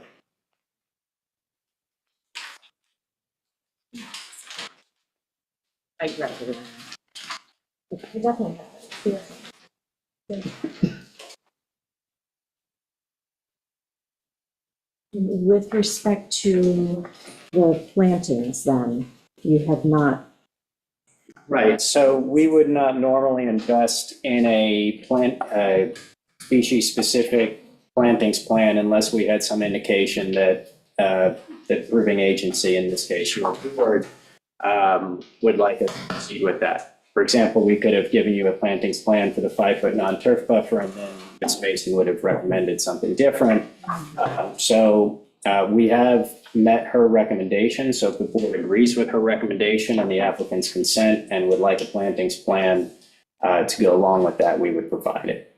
Again, most of that buffer is already naturally vegetated because a lot of that area is within the bank. But the area that extends upland close to the house where there is existing lawn would need to be revegetated. You're about to say something, Scott? Yeah, you have a couple of options. You can make it subject to receipt of a planting plan approved by Teresa. Or we can leave it open for written submission for a couple of weeks or whatever to get that in and reviewed by Teresa before. That's what I was going to suggest. We would ask for the former, if possible. Of course you would. I mean, well, it's just because it's 6 of one, half dozen the other. It's just one is more expedient. In other words, either way, the wetlands permit can't be issued unless we've submitted it and Teresa's approved it. Correct. It's just going to be a situation where there's public comment. No, but it allows the town board to have a little more input at a work session. So say you submit it, Teresa makes recommendations, they talk about it at a work session before it's fully closed, because then they could reopen if they're not happy with an I have order. concerns about completely closing it without 2 members of the board here to ask questions. And I wouldn't want the written to expire before they've had a chance to send you their. So you would close the hearing except for written submission and. I think she's recommending that. No, you're recommending. Stay open. Well, or, I mean, Because if they have questions, then we have to leave the hearing open. right, because they can't really ask them unless they hear them, so right. Yes. They can arguably do it via writing, but like send an email within the Right. 2-week written comment period. There's a- Anyway, we've been waiting a long time to get on the agenda. Yeah. Yeah, I was gonna say, I know that. Fair absence, can't I'm not help that. opposed to this, so If I may, I've known Rob for a very long time. We've worked together for almost 25 years. So I don't foresee a revegetation plan being a major issue. Obviously, I understand you have concerns with the board members missing, that they would want to have an opportunity to look at it. But I think the fine details of a revegetation plan are just details that can be sussed out fairly quickly. Again, Rob and I have worked with each other for 25 years, so he knows what I'm looking for. I know what he's going to give me, and those are just minor things that need to be resolved. But the actual decision, obviously I can understand where you're coming from for the board when you have 2 members missing, but I think the finer points of the revegetation plan can be resolved quite expeditiously. How do you feel? How long has this been going on? Well, they had to wait for 30 days. And The then they had application to wait- process? Yeah. Yeah, you'd have to ask Damien. Almost a year. I'm okay with closing this. Yeah, I was gonna say, like, we got this submission from you August 22nd, and it was right as the transition with the planning board back to the town board. So, and the applicant had reached out to me, and so we tried to, if we were juggling wetlands applications to get on the docket. And I know he appreciated that, I'm okay with closing it. but closing it for written. Yes, written correspondence. Because we won't be able to pick this up in a work session. Well, I mean, I guess we could tomorrow, but I don't think that there'll be enough time for the other 2 to watch. Correct. And I think maybe a 2-week period for written comment. And if they have any questions, they can email them to. Yeah. Like, we won't be picking this up again until the work session on, I'm presuming, January 7th. So it's conditional on the presenting the Vegetation. vegetation. So Steve, by when would we need to submit the plantings plan in order to I'm just trying to think of while I'm, rushing Amber along, I'm trying to figure this out. Quickly, we can also. Yeah, no, that's why I'm thinking I that know you have a cut and paste in your computer that can easily, but how long do you think it'd take you to do that? how does January 3rd sound? For the submission by the 3rd? Yeah, I mean, we just have to get somebody to prepare the plan. Or we could push it another week, and do the 10th. 10th, that might make more sense, And honestly. pick it up on January 14th. Yeah, that makes more sense. I mean, if it wasn't for the holiday in the middle of all this, I know, it would be exactly, easier yes. to plot it out. But this would give us a chance to get the plan done and officially submitted to Amber. And I could, if it's okay with the board, I can carbon copy it to Teresa so that everybody's getting it at once. That'd be great. That's fine. And that would just have to be done by the 10th. So that you have a work session scheduled for the 14th? We Okay. haven't set the calendar, we're doing that tomorrow, but Yeah, that's I think what I'm that's, anticipating. it's pushing it, but I'm asking you to push it, so that's fair. And then, yes, and we have, yes, and like the anticipated next town board meeting is January 27th. So that would be the first date that you could act on in a resolution. Okay, fair enough. I think that gives us ample time to review it. Pam, I see. This gives him a timeline to start. Yeah. It's not like people are going to start throwing hammers on New Year's Day either. Pam, you have your hand raised? To January. Yeah, yes, I just want to clarify, the zoning code that applies to this, because in fact it's new construction and there's not a footprint or a foundation built for this extension, is 13312 F2 and F3. So that's my concern, and that's what I'd like you to take a look at. Thank you. You know, on other wetlands applications where these building over existing footprints have been allowed, that's one thing, but now we are in fact talking about putting in a new foundation. I realize that this was not put in the notice of disapproval from the building department. It seems to always be missing now on these applications. And I do believe that this is one of the reasons why the wetlands permit process has come back to the town board, is to look at the town code in its entirety, unlike the planning board that was simply focusing on chapter 129. So again, I will say 13312 F2 and F3, I think are worth looking into. And I think that the other town board members who are absent this evening may want to express their opinions on that as well prior to closing this hearing. Thank you for looking that up, making one less search. Thank you.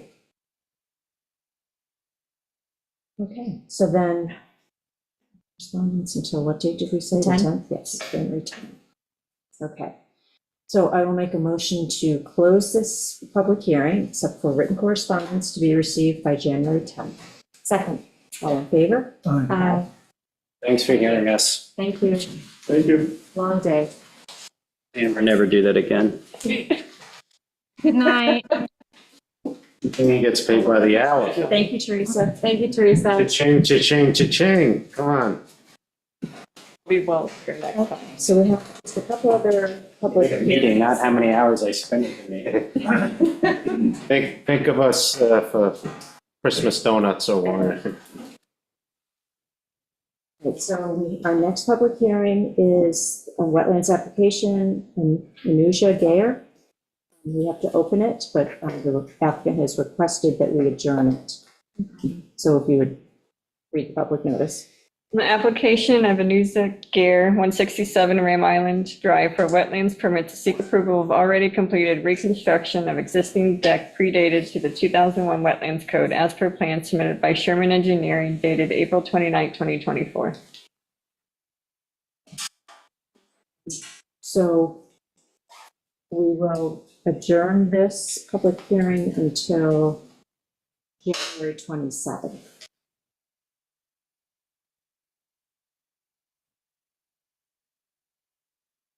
Make a motion to adjourn. Second, all in favor? The next. Doesn't want you to leave. Literally delirious. I was like, oh, I'll eat dinner. I did the same thing. Thank you. Good night. So we have a public hearing on the mooring application of William Cummings. An application, William Cummings, 3 in place to install a mooring at a location designated as latitude 41.08547 degrees north and longitude -72.35.958 degrees west. Since we are waiting for the WMAC to get the new coordinates, we're going to adjourn this application until January 27th. January 27th. I'll make that motion. Second? Fine. Oh, okay. I was gonna say, all in favor? You beat me to the button. Okay, motion carried. And then lastly, the public hearing on the potential fee title acquisition for 7 South Cartwright Road. Gordon has, as I stated earlier, needs to recuse yourself, but you can stay right now because we're just going to make the motion to adjourn it until tomorrow when we have the full board back again. So I'll make that motion. My second? All in favor? Aye. Motion carried. Let's adjourn to tomorrow. Yes. 12:17, yes, 12:17. Okay. All right, that's it. 9:12. We have to close the meeting? So, yeah, we go back into the regular meeting, and I will make a motion to close the regular meeting. Second. All in favor? Aye.